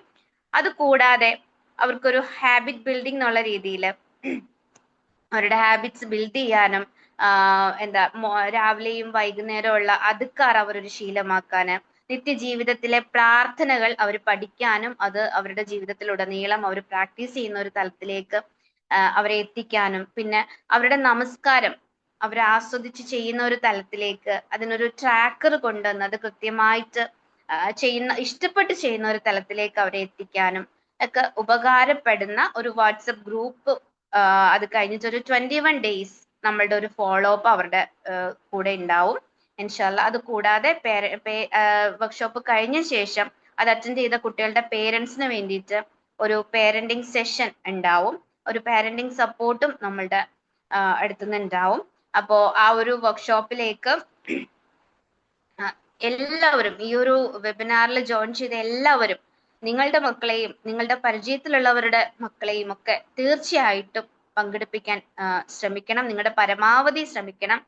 തീർച്ചയായിട്ടും അത് അവരുടെ ഇഹലോകത്തേക്കും പരലോകത്തേക്കും അവരുടെ മാത്രമല്ല പേരൻസിന്റെയും തീർച്ചയായും ഒരു അള്ളാഹുന്റെ തൗഫീഖ് ഉണ്ടെങ്കിൽ ഒരു മുതൽക്കൂട്ടാവും എന്നുള്ളത് ഉറപ്പാണ്.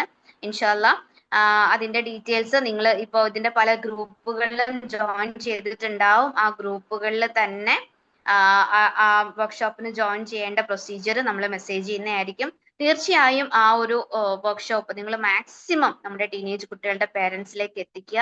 മാക്സിമം നമ്മുടെ മക്കളെ പങ്കെടുപ്പിക്കുക. എന്താ പറയാ, ഇത് ആക്ച്വലി ഒരു വലിയൊരു ദൗത്യമാണ് നമ്മൾ ഏറ്റെടുത്തിരിക്കുന്നത്. പുതിയൊരു എന്താ പറയാ, മൂല്യബോധമുള്ള, ലക്ഷ്യബോധമുള്ള ഒരു തലമുറയെ വാർത്തെടുക്കാനുള്ള വലിയൊരു ദൗത്യം. അതിൽ നിങ്ങൾ ഓരോരുത്തരും ഭാഗമാകുന്ന പ്രതീക്ഷയോടെ, പ്രാർത്ഥനയോടെ വാഹിദ് ദവാന അൽഹംദുലില്ലാഹി റബ്ബിൽ ആലമീൻ. അസ്സലാമു അലൈക്കും വറഹ്മത്തുള്ളാഹി വബറകാതുഹു. സുബ്ഹാനകല്ലാഹുമ്മ വബിഹംദിക അഷ്ഹദു അല്ലാ ഇലാഹ ഇല്ല അൻത വസ്തഗ്ഫിറുക വഅതൂബു ഇലൈക്. ജസാക്കല്ലാഹു ഖൈറൻ.